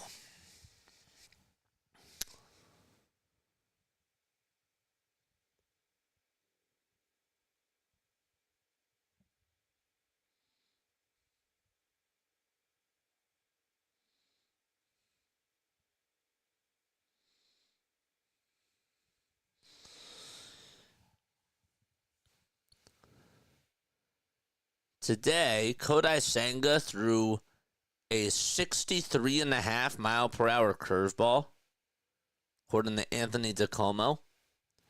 And Kodai Senga said it's called the quote-unquote the miracle ball. Asked why it's called that, Senga, the practitioner of the ghost fork, replied, "Let's not talk about that."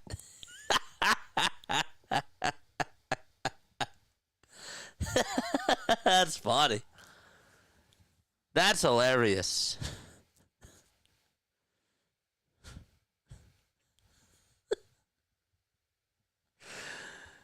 Total mistake for him to throw that pitch. That's hilarious. Here comes Garrett Stubbs to the plate. We're in the top of the seventh. It's 2-1 Yankees in the first pitch to Stubbs. He swings and misses a changeup at 82 miles per hour. The Phillies have not been so patient at all tonight. A lot of these games, though, have been flying by. This game is only about an hour and a half old. Next pitch to Stubbs, and that's fouled off again.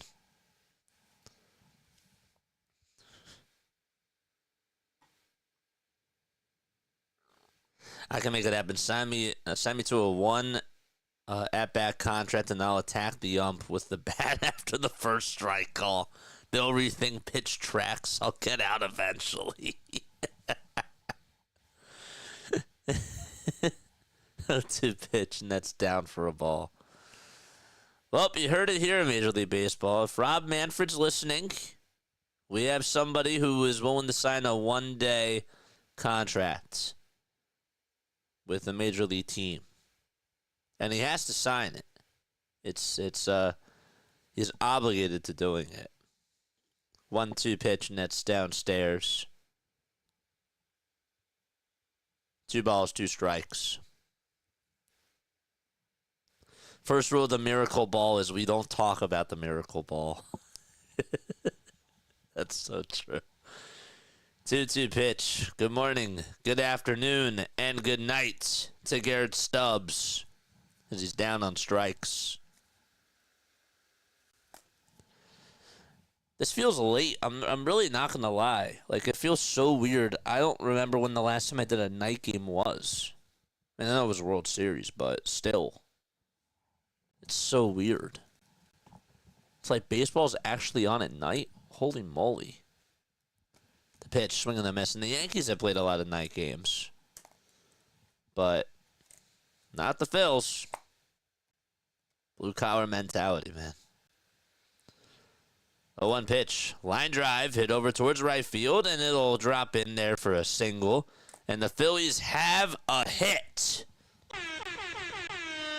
They've got a hit, folks. Let's go. Rally time. Hit that thumbs up button. Subscribe to the channel. Get us to 50 likes.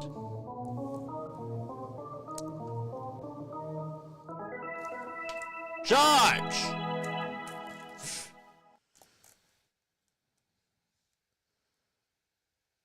Stevenson in the box. And he takes downstairs. Taijuan Walker did pitch today. And did pretty good. The 1-0 pitch. That is strike one. They are. I think that this year the Phillies have a lot of day games during the regular season.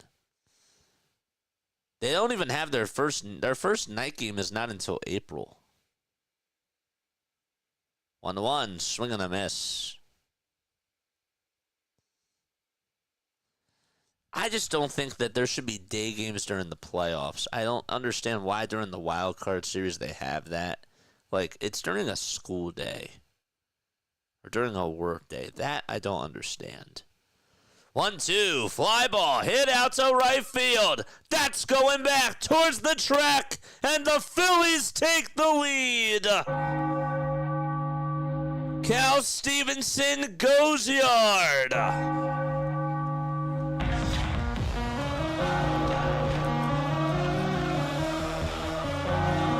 Bang the drum and ring the bell.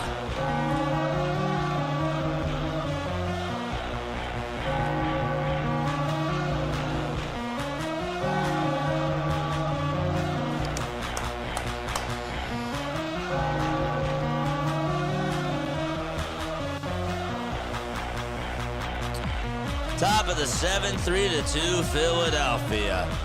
And they get back-to-back hits, including a big shot by Cal Stevenson. Nice. The pitch to Rodolfo Castro. That is down for a ball. I think Cal's been listening to what I've been saying, and he's been the MVP of this game. His defense has been good, and the offense is picking up now. 1-0 pitch, and there's a foul ball. Look at the Twitch emotes from Denver. Oh, that's so sick. Love it. Absolutely love it. 1 ball, 1 strike. Top of the 7th inning. 8 seconds left on the pitch clock. And the pitch on the way. Swing and a miss. Beautiful. I got that call. That was a nice home run call. Wish I would say it was a 2-run shot, but that's fine. 1 ball and 2 strikes to Rodolfo Castro. And the pitch, swing and a miss. He got a slider and got fooled. Denver, no spoilers. You lucky son of a you-know-what.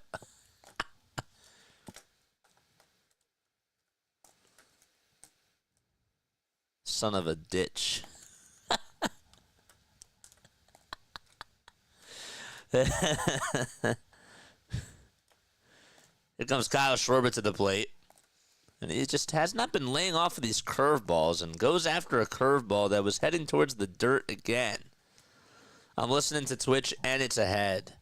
Yeah, that's true. So that's technically my fault because I'm commenting as it's ahead. So that's on me technically. 0-1 pitch. The pitch is inside. JJ, you said rally time after one hit. I laughed and then boom, called it again. I have that feel, man. I don't know what it is. I'll say like I'm 70% accurate when it comes to just understanding where the vibe is heading. 1-1 pitch to Schwarber, and that's outside for ball 2. I guess body language says it. Sometimes I feel like I've seen this before. I don't know. But other people, you know, you see it and sometimes you feel something's going to happen. And when it does, you're like, yeah. And when it doesn't, you're like, well, whatever.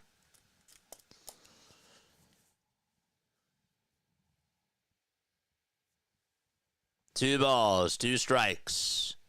And the pitch to Schwarber, and it's above the zone. Jay, if it was a federal crime, I'd mail you a care package. I give it so much and rarely partake. I have excess. My glaucoma neighbor loves me. Payoff pitch to Schwarber, down and inside for ball 4, baby. Good eye by Schwarber.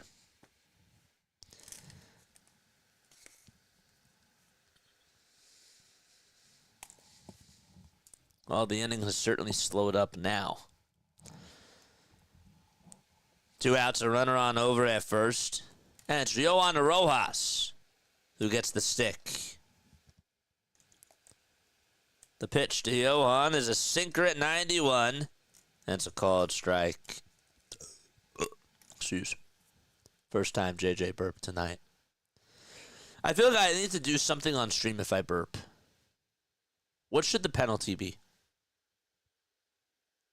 What needs to be the penalty if I burp? 0-1 pitch, ground ball, hit over towards shortstop, and the throw over to first by Volpe is just, and I mean just in time. And the inning is over. So, the Phillies lead it 3-2 as we go to the bottom of the 7th, thanks to a 2-run shot by Cal Stevenson.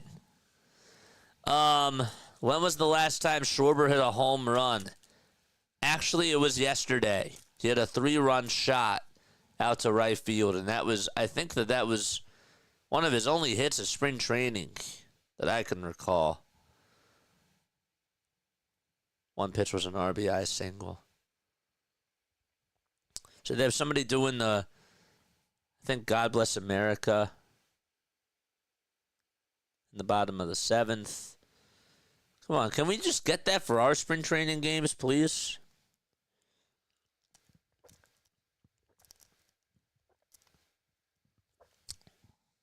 Like, why do the Yankees have to get that? Why can't we just have that? I like it when people sing the national anthem or the Star Spangled Banner or God Bless America when we go to the bottom of the 7th. I mean, they do it during the regular season, but not during spring training. Come on. All right, let's take a look at some NBA scores because the Tankathon is still on. What games matter? Raptors play at 9:30. Ooh. Raptors are on their West Coast road trip. They played the Jazz tonight. I'm not staying up to do that. I'm going out tonight. Heck no. I ain't waiting for that to happen. There's no way I'm doing that. Larry says I can live without it. Yeah, but but see, the point is that they get nice things. Why do they always have to get nice things? Yet they haven't won a World Series since 2009. They always have to get nice things. And 15 years for them is like they are starving for a World Series championship. A Starkey! What's up, a Starkey? What is going on? Guys, go subscribe to a Starkey. A Starkey is incredible with what she does. She is a warrior. She is unbelievable. And I could say so many words to describe her. But she's great. She is. Hit that thumbs up button. Hit that subscribe button. Starkey, drop the link down below. Doing all right. Dealing with allergies. Are you allergic to? Are you allergic to me? Is that what it is? Is that why you've been off today? Just kidding. I'm just kidding. I'm just joking. No, I got you though. Allergies have been bothering me too. Hey, the third quarter just started in the other Philadelphia game. I don't know. See what happens. It's 53-49 in that game. Brooklyn plays tomorrow. Toronto plays tonight at 5:30 or at 9:30. Excuse me, 5:30 somewhere. But yeah, we're not doing that. We're going out instead. The pitch, and there is a ball. No, I'm not allergic to you. Yeah, I get the allergies though. You're so sweet. Go to the bottom of the seventh. Yankees are down 3-2 to the Phils. Tanner Banks is going to pitch. Phillies just took the lead on a 2-run homer by Kyle Stevenson.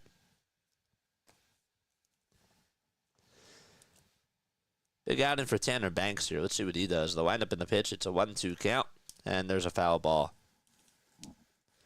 I barely ever have any, but I just paid my car off so I can get it here.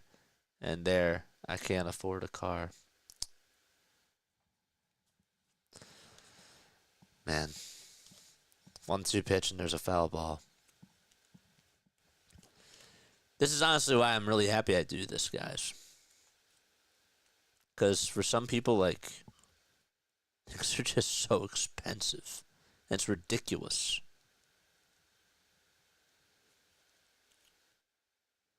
One, two, and the curveball misses downstairs for a ball. Starkey, can you explain your name, please? It's such a great name.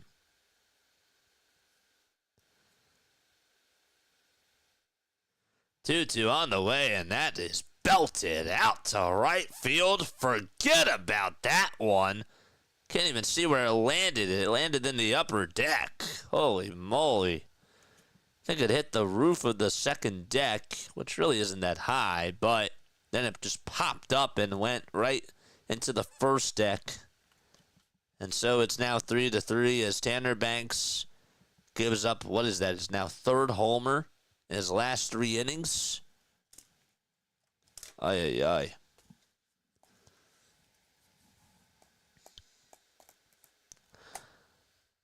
Ah, I did not think about that. Interesting.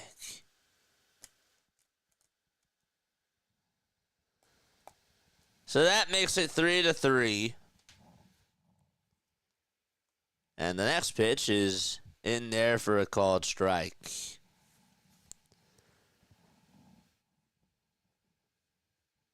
Indiana just took the lead. That's good. The Sixers were up by a lot of points. NBA is so scripted. It's now no balls, 2 strikes to Trent Grisham. Yankees just tied it up 3-3 on a moonshot out to right field. to tie the game up. Grisham grounds this one over towards first base. It's knocked down by Schwarber. He throws it over to first. Banks will cover the bag, and there's out number one of the inning.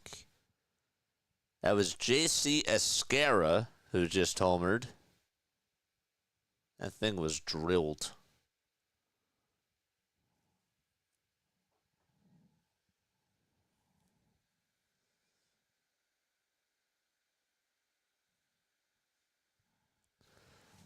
One out, bottom of the seventh, and the pitch, grounder, rolled over towards the right side, scooped up by the second baseman, and the throw over to first is in time, and Rumfield grounds out as he comes on in the pinch hit for Dom Smith.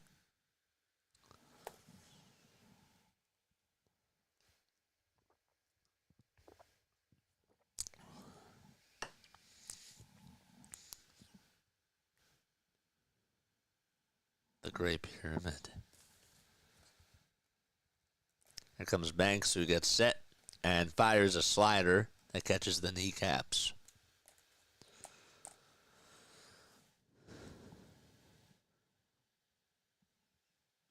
Oh, one pitch. And that is fouled away. 3-1, 4-1. Yep, that's correct. No, it's 4-3. 4-3. 3 is first base. Second base to first base. 4-3. If the pitcher covered the bag, then it's 4-1.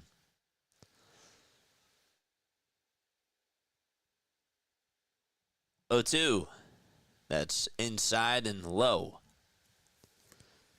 This is Oswald Peraza. Batting in the 9 hole. We're tied up 3-3. And the 1-2 delivery is fouled away. We have 4 other baseball games. Actually, scratch that. 5 other baseball games going on right now.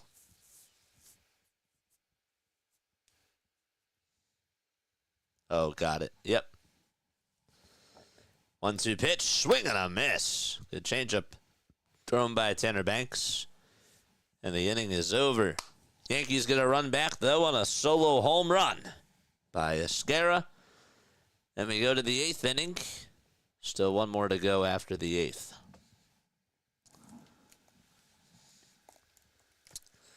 All right. I feel like I need to have a penalty for burping on stream. I feel like that there needs to be something that I have to do. Maybe not necessarily like a penalty, but there needs to be something. I don't know. Like Rossi puts his feet up every time somebody makes like a donation. I'm not doing that, but there needs to be something else. I don't know. I feel like something else has to happen. If y'all think of any ideas, let me know. MLB The Show 25 is already on pre-order. Oof.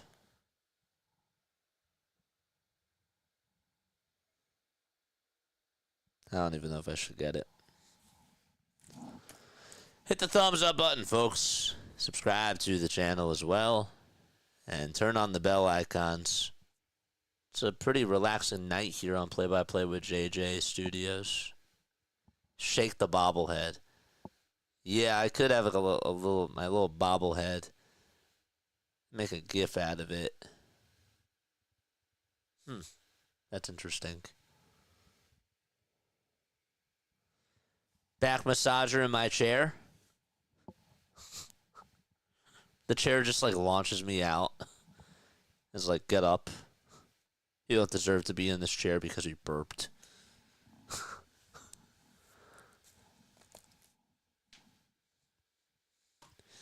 Jane, do you miss calling me? Do you miss me calling baseball?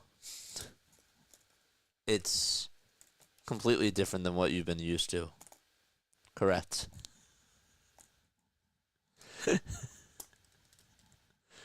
The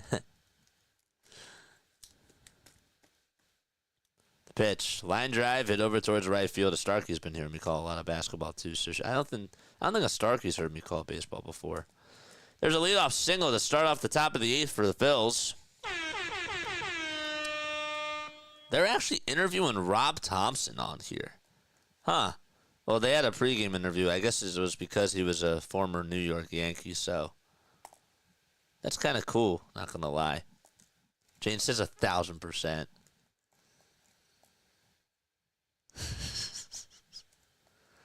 Scott's back. It's about to get loud in here now. Just kidding. Love you all. Love it when chat's active. The ball is 1 strike. MLB The Show, I think, is only digital now. Is it really? No way.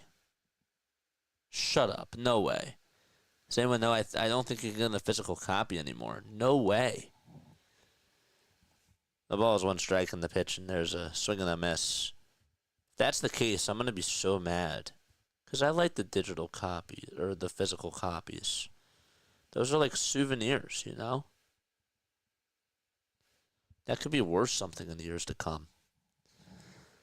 No balls, 2 strikes to Edmundo Sosa, who's in the box, and he almost leaned into that pitch. Not saying that he didn't. I'm sorry, he didn't lean into the pitch, but he was pretty close to getting hit by that pitch again. Still on the mobile. Oof. 1 ball, 2 strikes. Top of the 8th inning. A runner on over at first.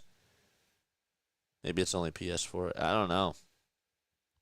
The pitch. That's taken inside for ball 2.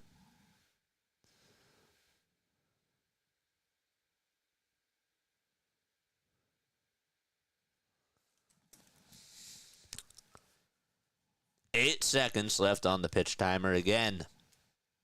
Sosa in the box, the 2-2 pitch, and he just stays alive.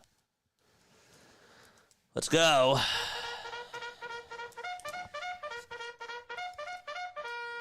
Charge! Order of the court. Let's go. Come on, Sosa. The pitch to Sosa, and he does get hit. Ouch. That's the 2nd time today that he's gotten hit. Just stop hitting our guy, please. Come on, man. He's getting checked out by the trainers. And this guy just always takes one for the team. And he's down. Great. Got hit right square on the elbow. And he's going to come out. He's coming out of the game. Great.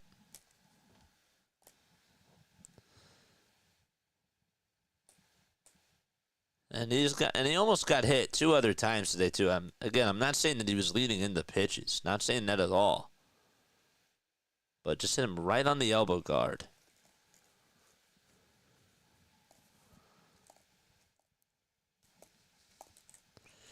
The Sixers have not scored in a while. I have that game on in the background. I'm watching it as we speak. I don't even know if they scored at all during the 3rd quarter.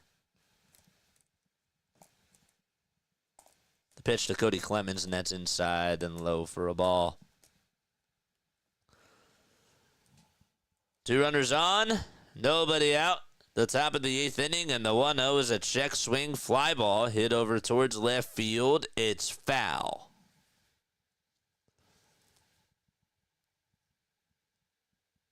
Sixers finally got their first bucket in 5 years. 1 ball, 1 strike to Cody Clemens. And the only night game the Phillies have during spring training. The 1-1, line drive, base hit into right field. The runner from second's going over to 3rd. And the throw is drawn to the plate. And that's going to put every single runner at a base. Bases are loaded for the Philadelphia Phillies. Make some noise in the chat.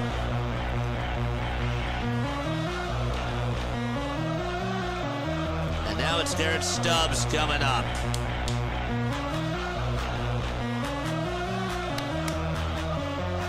All right. That's going to be it for this pitcher. We have a pitching change, but base is loaded.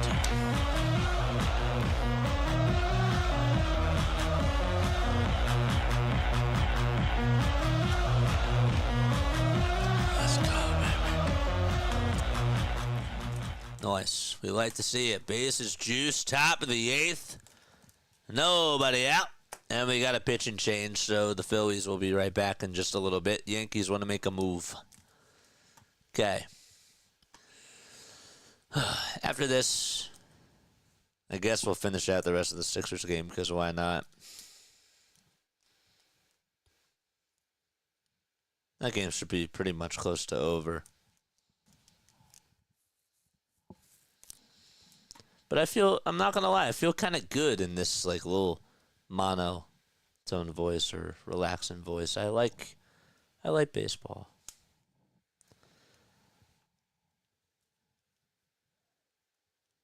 I think baseball comes more natural to me just because I have more so of a calming voice.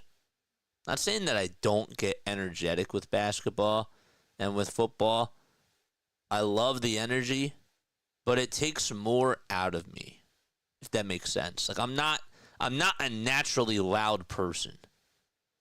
You know, and I take care of the voice pretty well, but it's just, I don't know, this feels more like it's in my comfort zone, if that makes sense vocally.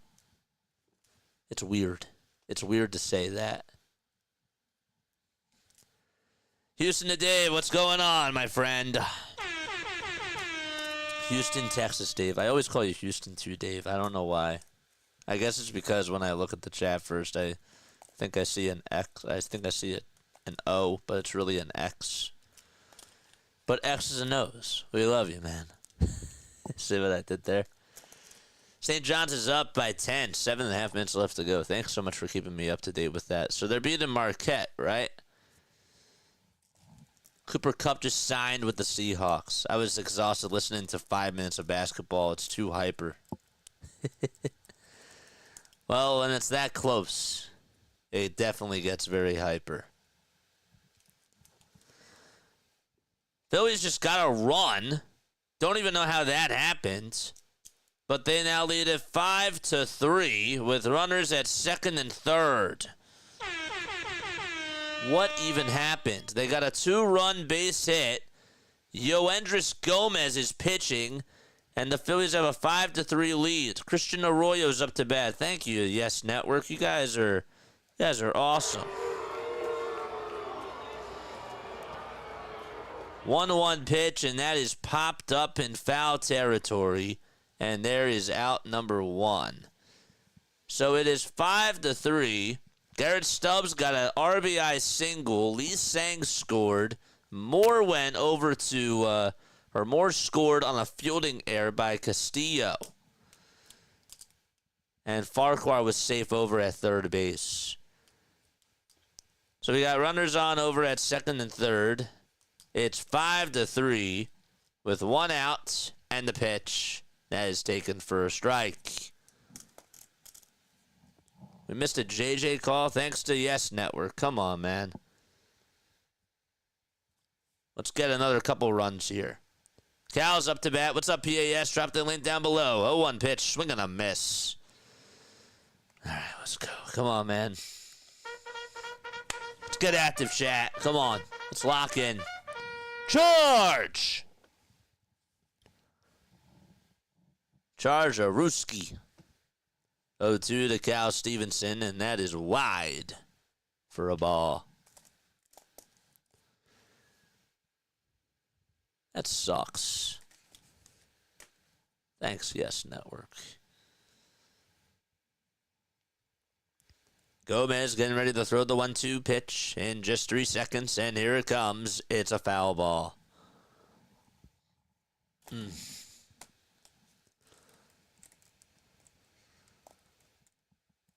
Pacers are up by 9 with 4 minutes left in the third quarter.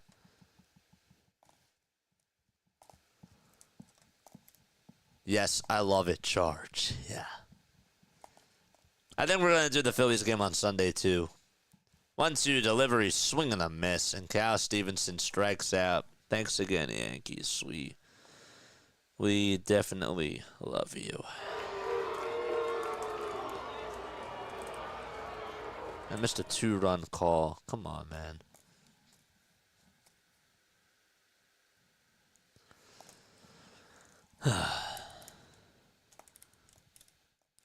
It is.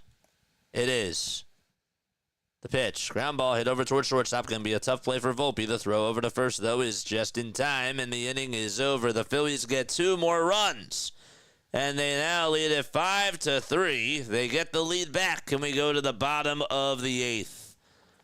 Yeah, we're doing the Sunday game. I mean, there's no doubt about it. I'm not risking a 76ers game for this. They don't deserve it. Phillies are way more exciting, and spring training any day over this BS. When does the regular season start, JJ? It starts on March 27th. That is when we are trying to get to 5,000 subscribers. March 27th. I have less than 2 weeks. Isn't that scary? I got to get 90 more subs in 2 weeks. I got to grind. If we don't get there, though, it's not the end of the world, but I'm not going down without a fight. I ain't going down without a fight. What's helpful, though, is that I think we have a triple header on Monday. We got a triple header on Monday. There's 1 subscriber. That's nice. We do. We have a triple header on Monday. We got Dodgers starting off the MLB regular season series on Monday at 9 a.m. Eastern time. Follow that up with the Philadelphia Phillies playing at 1:05. And then after that, we got 76ers basketball that night too. So that's going to be a busy day. And then Tuesday, we got another doubleheader of the Dodgers again taking on the Cubs at 9 o'clock in the morning to start off the regular season. And then we got another Phillies spring training game. I like the early regular season games. I think that that's so cool. And for them to be able to play out in Tokyo with Yoshinobu Yamamoto, Hae-Sung Kim, Shota Imanaga, Seiya Suzuki, and, of course, the Unicorn. It's beautiful. We will send some folks your way, JJ. Love it. Thank you, man. Lombard Jr.'s up to bat. George Lombard Jr. Didn't really have a good season last year, but he's been off to a very good spring training. Takes the 1-0 pitch, and it's a called strike. Bottom of the 8th inning, 1 ball and 1 strike to Lombard Jr. McMillan's pitching for the Phils, and the 1-1 delivery is inside and low for ball 2. Those games start at 6 a.m. Eastern time. Wait, no, I think it's 9 a.m. because it's 7 p.m. Japan time, and they're like 12 hours ahead of us, I'm pretty sure. I'll double check.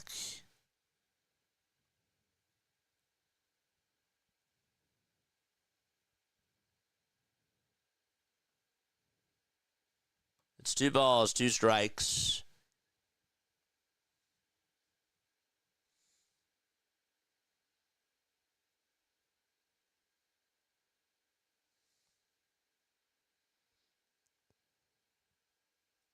It is 6:10 a.m. Eastern time. You're right.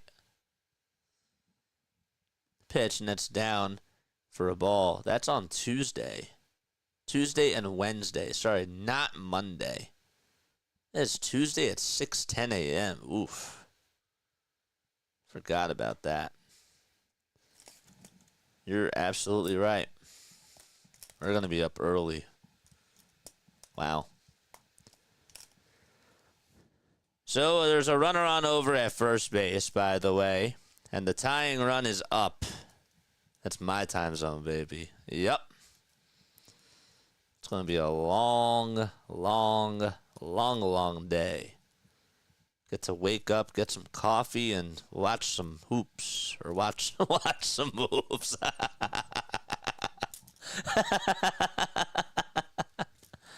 I'm waking up at 6 a.m. to watch the Sixers. Hell no. Get your Wawa coffee, yeah. Pitch, it's bunted down the third base line. It is a foul ball. Get to watch some Some swings. I got to watch some ball. Phillies at Washington. Opening day is at 4:05. Yep. That's going to be fun. Jay just going to pass out on stream. Hey, I've done it before with the Olympics last year during the summertime. It's fun. We get used to it. 1-2 pitch, ground ball hit over towards the mound, and the throw over to first is in time. Scott makes a lot of sacrifices, and BW does for all these other games. So guess what? We deserve to at least get some sort of the treatment. Am I not wrong? They deserve to have some nice things happen for them.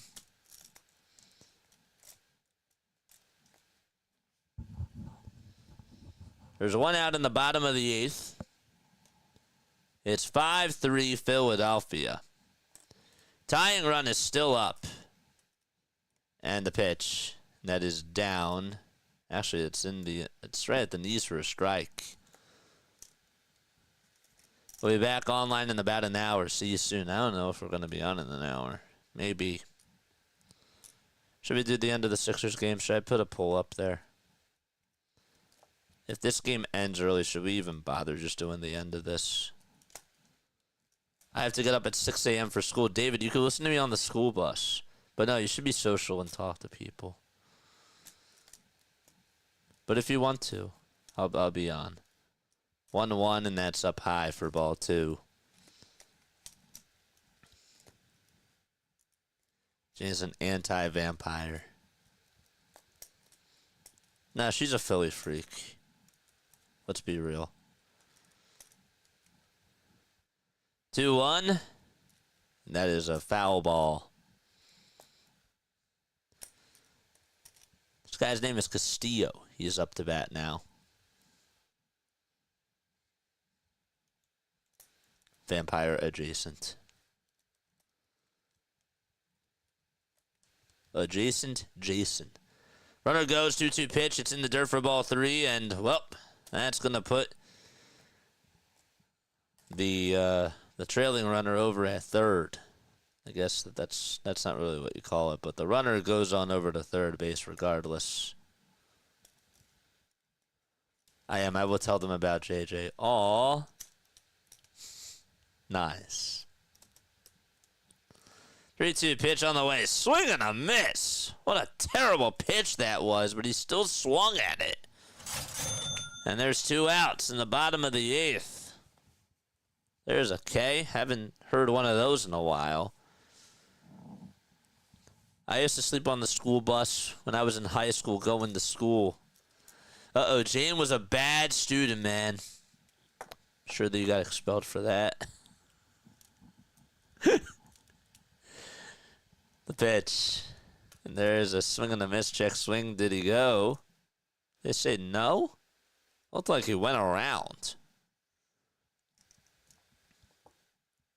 Listen to JJ. All the cool kids are doing it.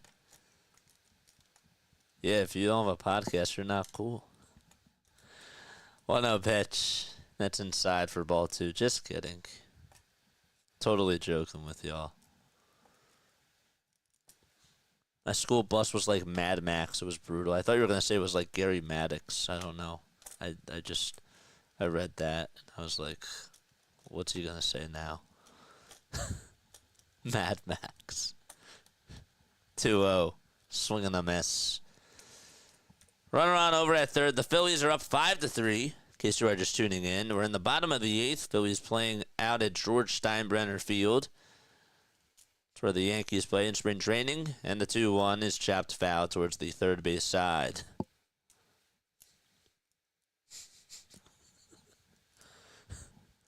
Oh gosh, Larry.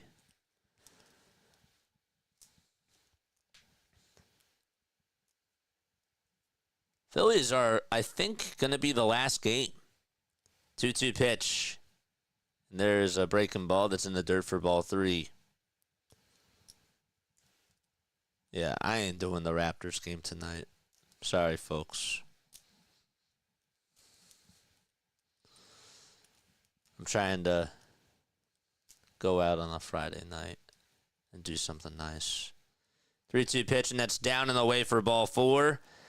And the go-ahead run is coming up to bat. The tying run is over at first base. We got some spookiness. It's getting a little bit antsy over here.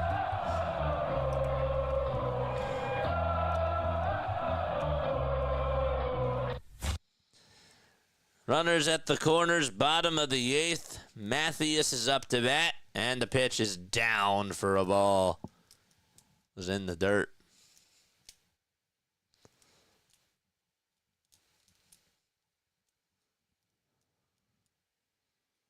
Juan Mathias hit .303 last year in 54 games. 1-0 pitch on the way. Ground ball towards the right side. Scooped up by the second baseman. Throw over to first is in time. And we head to the top of the 9th inning. It is 5-3 Philadelphia. And the final frame coming up. Okay. All right. Poll question is this. Do you cover all the Phillies games, says Jeffrey? Yes, I do. Sorry, I need to remember to keep up the vertical stream. Somebody has to remind me to do that. I'm so sorry about that. Yes, I do. I do all the vertical streams. Jeffrey R., you're the best. All right. So should we cover the rest of the Sixers game? Indy has the lead. It's going into the 4th quarter. Yeah. I know it said going into half. Don't ever trust that. That's not always accurate. Okay.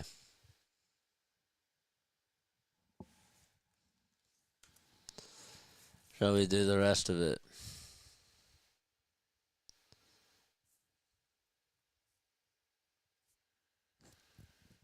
Oh, I have to listen to Flage's new album. Oh, it's the 4th. Yeah, don't always trust that. I know. John from PAS. Have you complained to Sports Scores Bot about that? Oh wait, well no, you haven't done basketball, so you wouldn't know.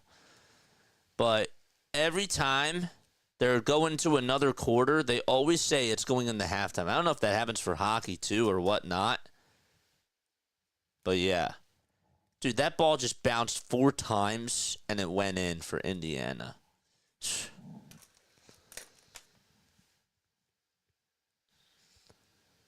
Hit that thumbs up button and subscribe to the channel, baby. Got 51 people tuning on in. 50 likes! Top of the 9th inning, and the first pitch. And it's outside.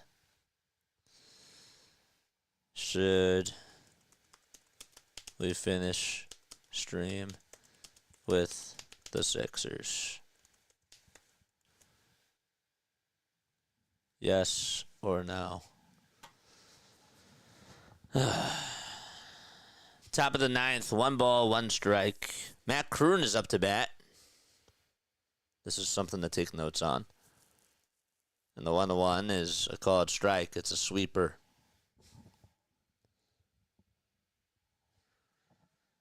Fourth quarter just started in the Sixers game.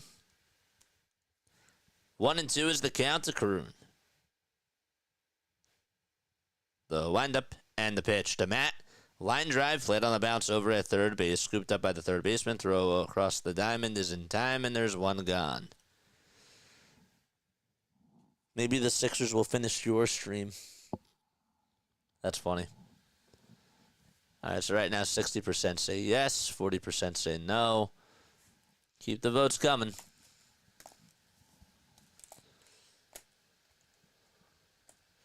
It's also, remember, too, I'm not going to get a lot of basketball games left this year. Roa steps into the batter's box. Too bad that he hasn't really gotten any, that not a lot of people have gotten on base for him to bunt for. You know? St. John's 1. And Rojas gets hit at the same exact time. Caught his jersey. Could have been worse. There's Dave Sims. Shout out to Dave Sims. He actually came to Rowan. I missed that event. I couldn't be there that night.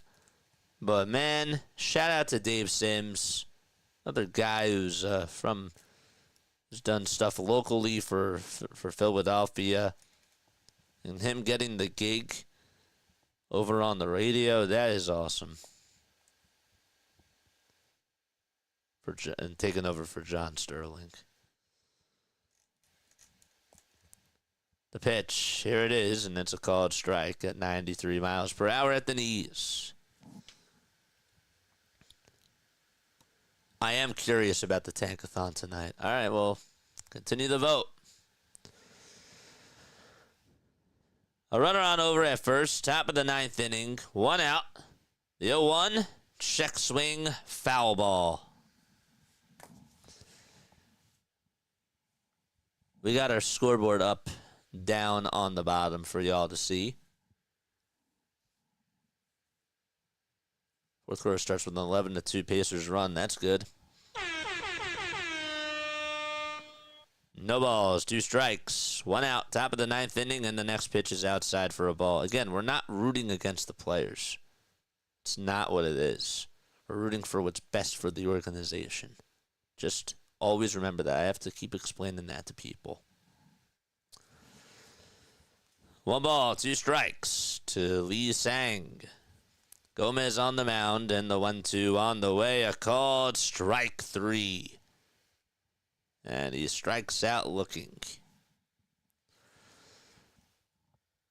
I agree that we need some insurance runs. If we could get 1 more here, that'd be nice, because I know that some rookie's going to come on in and pitch in the bottom of the ninth. We are going to have another pitch and change in this top of the ninth inning with 2 outs. And the Yankees and Phillies will be right back. Ooh.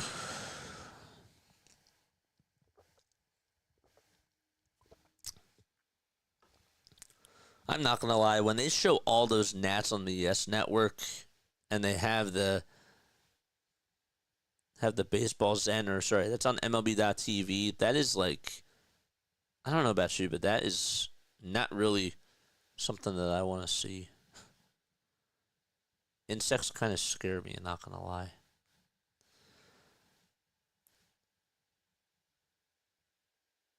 Actually, that's a lie. I get scared of insects when I'm alone. When I'm not alone, it's really weird. I don't get as scared. Does anybody relate to that? I don't know if that makes any sense.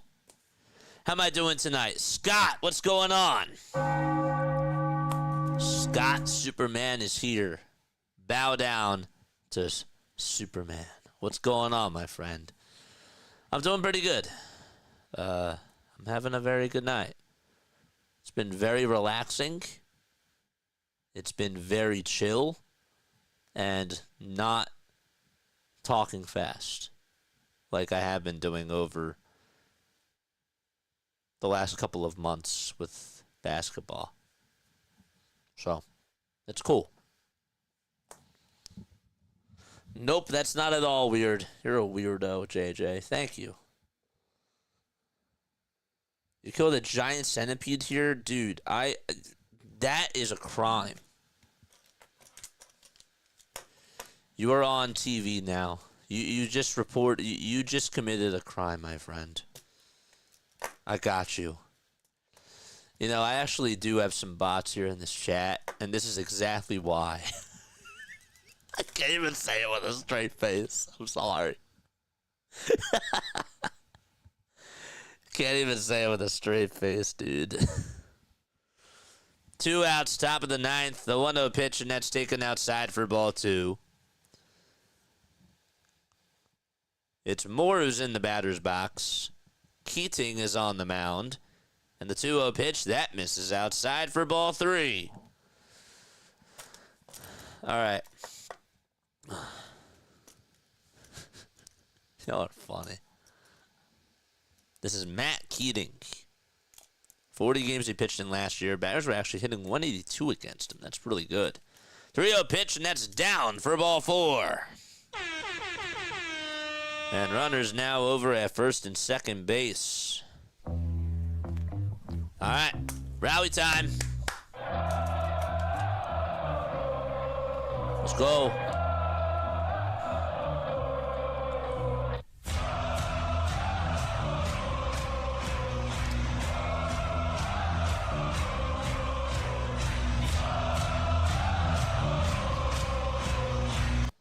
All right, 2 runners on, 2 outs, top of the 9th inning. And the Phillies looking to tack on some more runs here. The first pitch, strike 1. It's at 94 to Trent Farquhar. Sixers still have plenty of time left, don't you worry. They're down by 11. Obi Toppin just made a layup. No balls, 1 strike, 2 outs, top of the 9th here. And the pitch is chopped foul back over towards the screen. You really want to torture yourself by watching the Sixers. I mean, it's only going to be like 2 minutes of my life by the time this game ends. So, why not? But yeah, you're right. 0-2 pitch, and there's a called strike 3 on the outside corner. And that is going to wrap up the top of the 9th. We go to the bottom of the 9th. It is 5-3 Phillies, and they are 3 outs away from taking the W against the Yanks. 76ers wet and are brown in the bed. They have to. They have to. Need them to do it. 50% say yes. 50% say no. We have 8 votes. What are we doing? I didn't even say I'm doing it. If it's 50-50 by the very end, I will flip a coin. Actually, sorry, if it's 50-50, I'll do it. Excuse. All right. I got to figure out this new penalty every time I burp. Drink some more water so that way you can burp some more. We give a 50% effort in calling the game, JJ. Fine. I won't get excited. I won't get energized. I'll call it like it's a baseball game.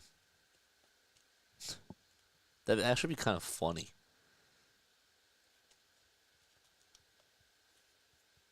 Counsel at the top of the key. He takes his time. Shot clock's winding down. And the 3. No good.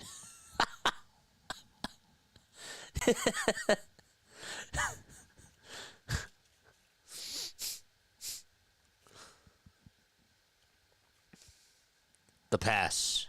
The catch. The shots. Air ball.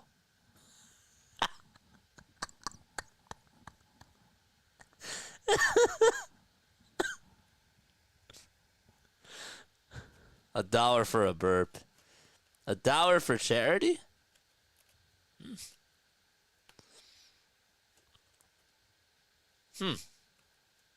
A burp jar. That's interesting. Gulick Zuniga is going to pitch for the Phils. So we go to the bottom of the 9th. No balls, 1 strike. And the pitch. And that is taken for strike 2. A friend of mine grew up in South Africa, and he remembers centipedes the size of a mop head on one of those janitorial swivel head mops. Ooh, that's very vivid. I can definitely picture that. 0-2, and that's inside for a ball. So that's now 1 ball, 2 strikes. Bottom of the 9th inning. Flores is in the box. Is this Wilmer Flores? 1-2 on the way. Swing and a miss. 1 out in the bottom of the 9th. And the Phillies need 2 more outs.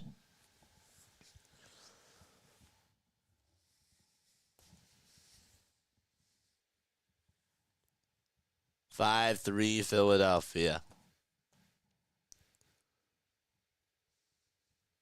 There's those K's. Drop them. Drop them, baby. Spencer Jones will step into the batter's box. Looks at ball 1. Played in the 122 games last year in AAA. And the pitch. And that's down for ball 2.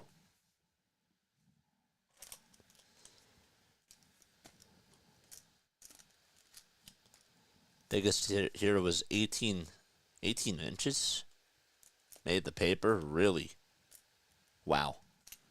2-0 pitch, and that's upstairs and away for ball 3.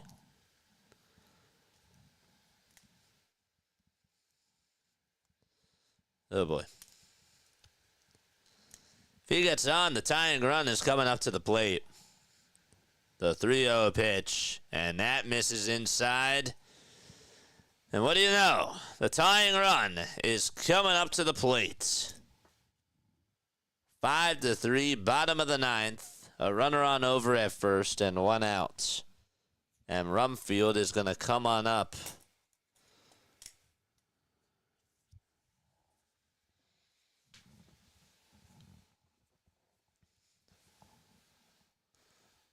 One out and the pitch. And there's a high fly ball hit out to deep right field. And we are tied. Just like that. Rumfield goes the distance. Zuniga blows the save. And it's back to a brand new ball game.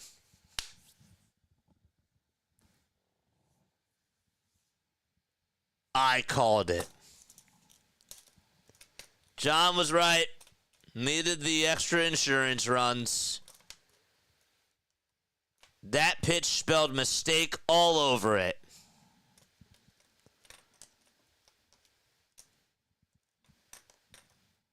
See you later, alligator.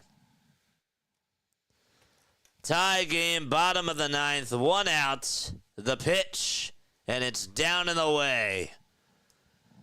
We're going to 18, says John. Nope, it ends after this, regardless. 1-0 pitch, and that's down again for ball 2. Why do we always tie or get blown out by the Yankees? Because we go to rookie pitchers, David, in the 9th inning. And this is just how it goes. 2-0 pitch. And that's inside for ball 3.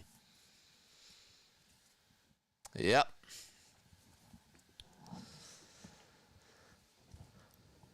So the winning run is up at the plate. And the 3-0 delivery is inside for ball 4. The catcher looks back at the umpire, and they're going to have a look at this. Let's see. That's inside. And the winning run is at first base. Boy, oh boy.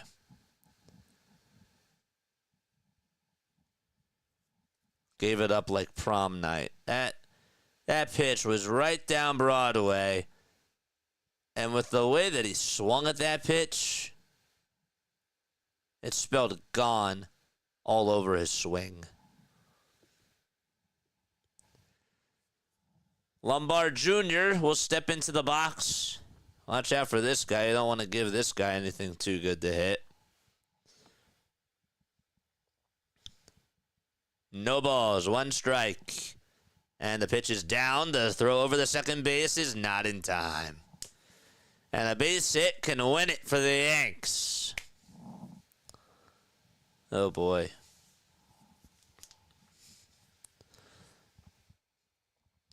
Got a good jump, too.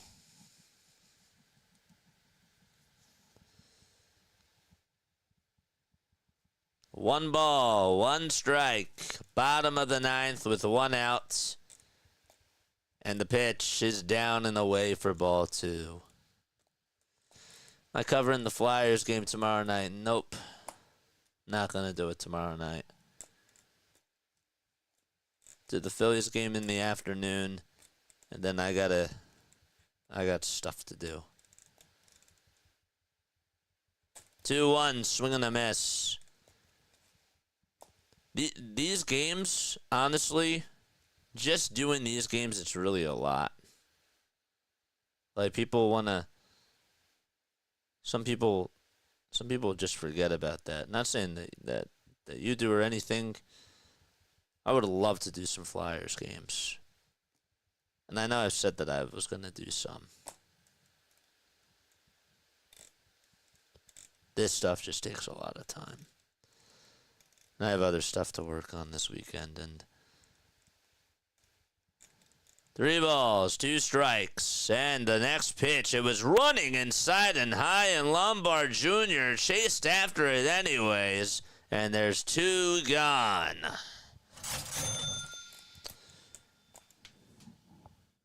And so the final out of the game is coming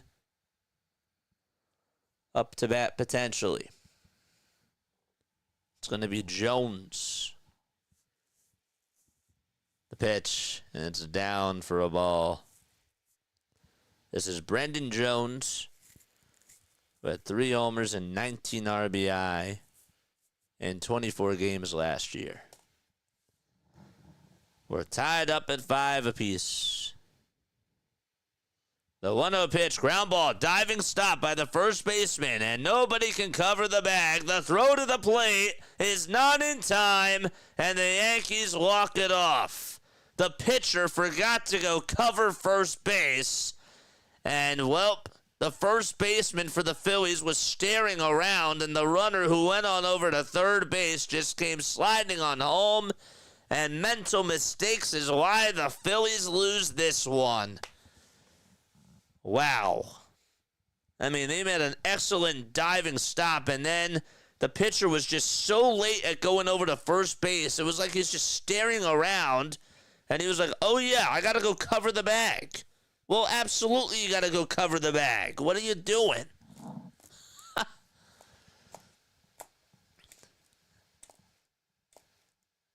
And the first baseman just threw it over to home plate, and by the time he did that, it was really late. So that's just a mental error all along. So 6-5 is the final score, and the New York Yankees, they win by 1 run. And that's it. Takeaways from tonight, though. Okay. So that guy is not making a roster this year. He's not getting a roster spot at all. How do we get 5? We will tie, says Midnight. Yeah. So the Phillies, I saw some good things today. Saw some things that I was not really happy with. Taijuan Walker pitched all right. The home run that he gave up to Ben Rice. Ben Rice was not a good pitch. It was a flat pitch. It did not look good at all whatsoever. I just can't believe that the pitcher is just standing around over on the mound, watches the first baseman make an excellent diving attempt, and doesn't even bother to go help cover the bag. It's just insane. You know? It's absolutely insane. That's a terrible mistake. That's on nobody else except him. You know? That's awful. That's absolutely awful. All right, well, what else? What else stood out? Yeah, that's pretty much it. We had a couple of nice swings today. We had a nice homer by Cal Stevenson. That was cool to give the Phillies the lead. We'll have to cut that call. So that was awesome. And yeah. All right, so there's only like 1 minute 44 seconds left in the Sixers game. We'll just watch it, because why not? We'll see them lose. But yeah, there's nothing really I can take away from that. That was just...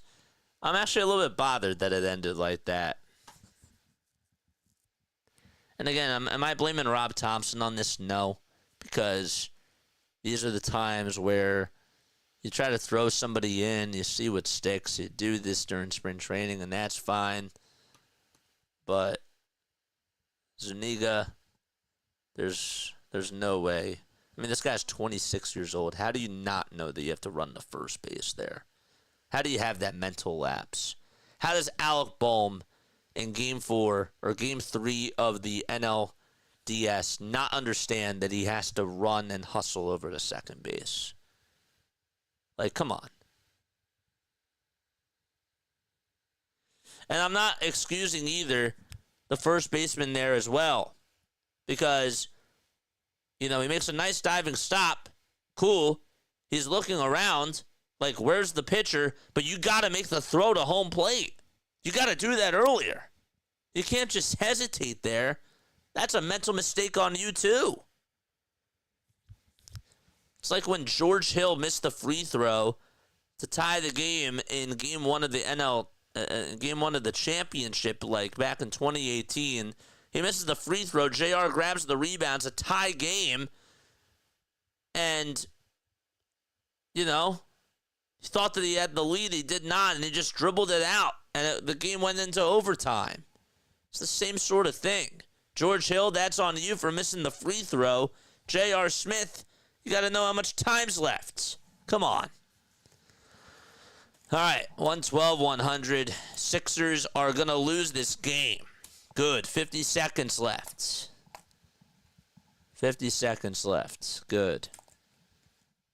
112-100. A three-pointer is no good. This is bad news Bears type of stuff. Yeah, it really is. Like that actually really annoys me. It's spring training, in quotes, is correct. But also, you're 26, dude. You're 26. You played for the Cardinals in the majors in 2023, and in 2024, you were on the Angels. You just have to know this. There's no excuse. So, and that wasn't the only play today that really kind of annoyed me.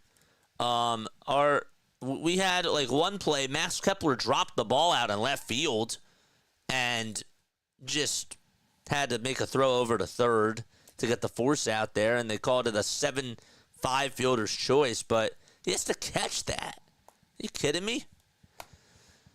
All right, so the Sixers are going to lose by a final score of 112-100, and the tank is still alive. I'll take that. The race for ace continues. Yeah, our defense is consistently bad. Yeah. 26 and about to start a career wearing a paper hat. Yeah, I just don't get that. How do you not cover the bag? And the pitch that he gave up, it was right down the middle. I mean, a lot of ball players would have been able to smoke that thing. Just kidding. That's not really true. It's hard. It is really hard to hit at a high level. I'm not trying to bosh that because that was a great swing, but it was the point is that it was a terrible pitch. You want to see where the pitch was? Yeah, I'll show you where the pitch was. I'll show you. I'll show you exactly where it was. Where's the window capture? So good for the Sixers that they lost. Do I have anything to say about that game? No. Okay. Look at where this pitch is. So first of all, let's scroll up to here. And actually, hold up. Let's get the ski board back. Send them down to FF ball. All right, hold up.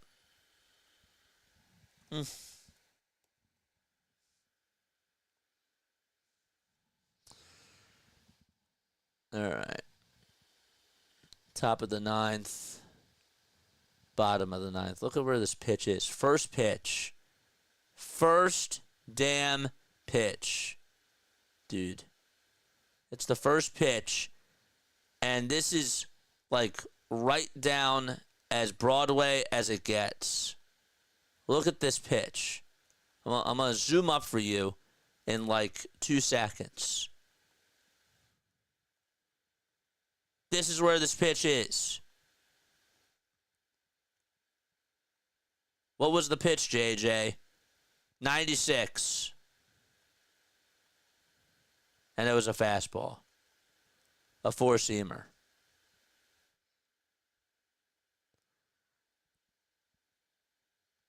This is the pitch. Right here. Do I have to make it any bigger for you all to see where this pitch is? That's so bad. I don't care where you throw that fastball. You don't throw it right there to Rumfield.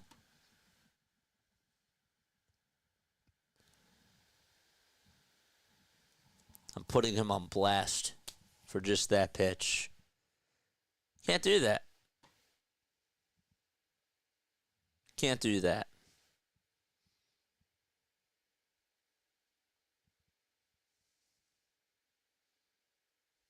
All right, now I lost it, but yeah.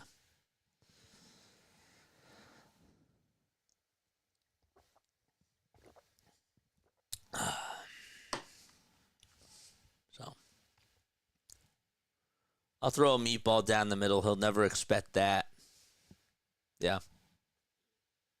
You know where the last pitch was, too? Should I put him on blast for that as well, or should I be nice? Should I be nice?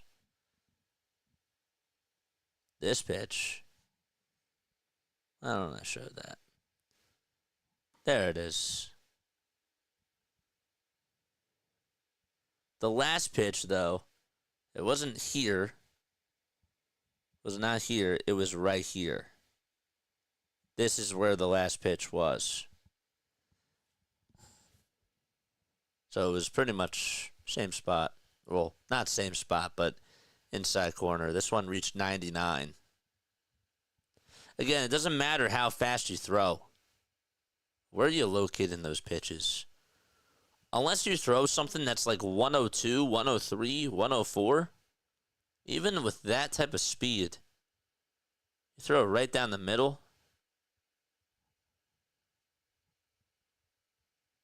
That's it. Same pitch. This is his entire repertoire. Yeah. It's sad. I hate to bash the guy. He did a good job in his first at-bat.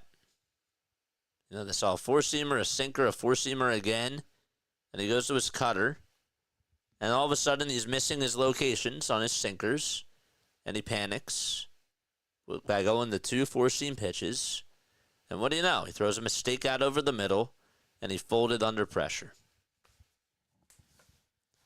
So, low-key, not going to lie, I kind of like these ninth-inning situations for these guys. When you really think about it, because if you're going to have to come into the majors, unfortunately, right, you gotta make a name for yourself. So, especially with a team like this that is ready to compete at a high level, that's where they're throwing a lot of these pitchers at. Unfortunately, they don't have a lot of good talent down there for pitching, but it kind of is nice that we're seeing in high leverage moments, you know, they have to come through in these big spots, you know? So it's kind of nice to see what we do have here. I'm not just putting him on blast. I'm putting all these. This is an organizational problem, man. I'm putting the organization on blast here. Because we were supposed to have guys that were supposed to be ready to pitch, and it has not worked out that way. Preston Mattingly has gotten all this praise, and we've had a lot of people get so much praise down in the minors, and I'm sort of seeing the opposite here, you know? Who has it and who doesn't? The one pitcher that I saw today who had bases loaded, he came in with bases loaded and nobody out. And then he worked up a 3-0 count, got back into the count, struck out the batter, And then he struck out the next batter, got out of the inning. That was the most impressive pitcher I saw today. And good for him.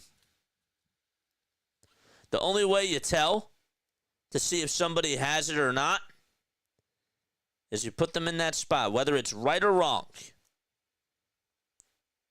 Especially on a team that is ready to contend.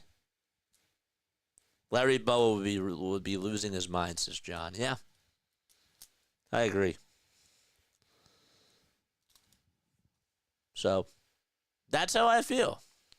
So, it's spring training, yes. But also, it's spring training, and what needs to happen is the younger guys, I need to see them play well. And I'm not seeing that. And this is more of a reflection on not just them, but all the but the whole farm system. Let's try to draft better players. Let's try to get better scouts. And I think that it was a lot worse before this. I'm not saying it wasn't. But I'm disappointed. I'm disappointed in what we have on the farm. Because now if we're trying to go after a guy like Vladdy Guerrero Jr., other teams are going to see how these guys did in spring training. And maybe some of them will get hot as the season goes on, wherever they are in high A, double A, triple A, rookie ball, whatever it is. But chances of that, I don't think are really high. Halftime with a lost his mind in that ninth inning. Yeah. Absolutely. Yeah. So. Yeah. How do you not cover first base? And the defense, it's been like this for a little bit of time where we just have all these mental errors. It's terrible. It's awful.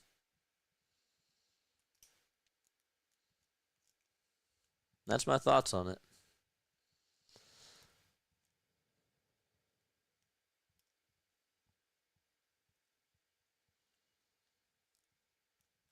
So, you see what you got, and that's just how it goes. Halftime says you don't put a pitcher in with bases loaded. That's bad management. Well, in spring training, that is what you do because you want to see what your pitcher has. Minor league pitchers, they kind of have to, if somebody is not having it, then guess what? Somebody else needs to step up. In spring training, yes. In playoff baseball, absolutely not, because you're right. So, but in spring training, I completely disagree. All right, I'm done. I think that's it. Now it's just dragging. Love you all. See you all tomorrow afternoon. We got an early one tomorrow. Who do we play? Who do we play tomorrow? Our phones are working. That's really awesome.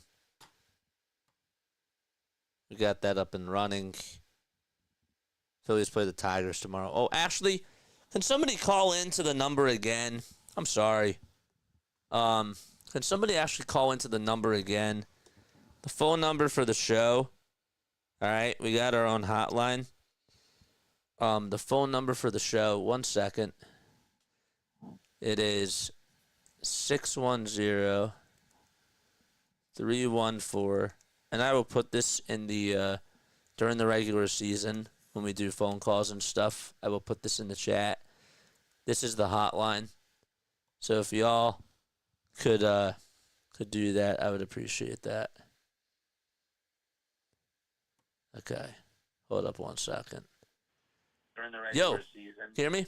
Hey! Yo, can you hear me? Direct.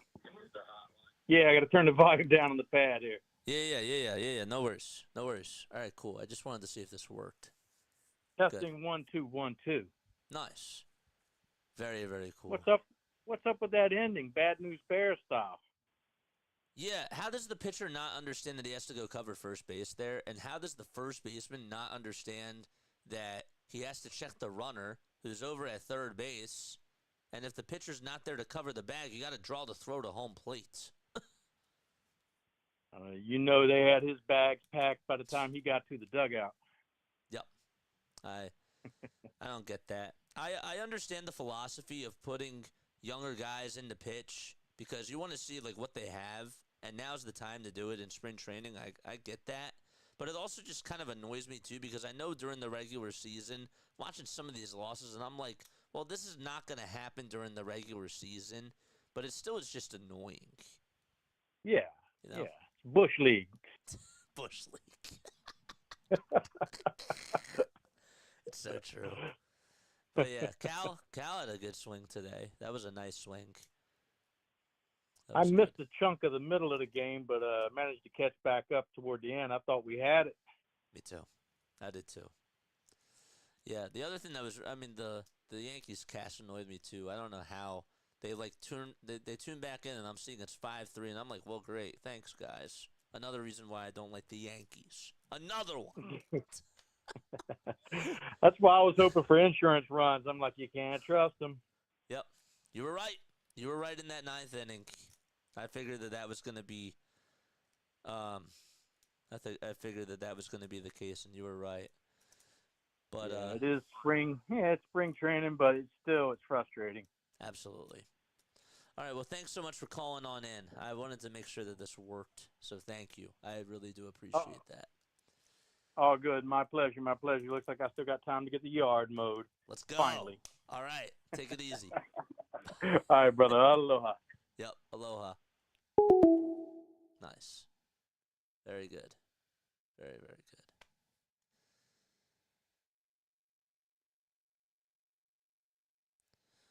We got some breaking news. The NBA is investigating the Oklahoma City Thunder for potentially violating league's player participation policy, sources tell ESPN. Game under review is Oklahoma City's March 7th win over Portland, in which Thunder starting five, Gilgeous Alexander, Williams, Holmgren, Dort, and Hardenstein all sat. Oh boy. So now they don't want teams to tank. They're also investigating. Who are they also investigating? Now I got to know. This continues the NBA closely monitoring potential improper absences. Here we go. Around the league, the Jazz received a $100,000 fine this week. And as reported earlier today on the Pat McAfee show, the NBA is also looking into the Philadelphia Tankers for recent players being sidelined.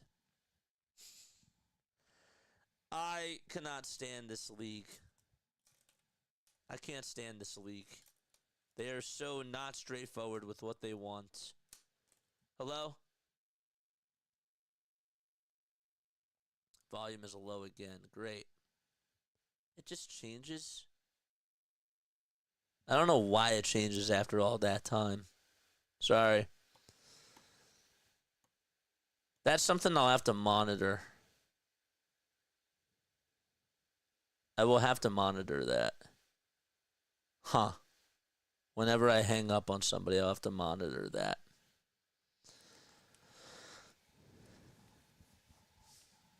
NBA is also looking into the Philadelphia 76ers for recent players being sidelined. That's awful.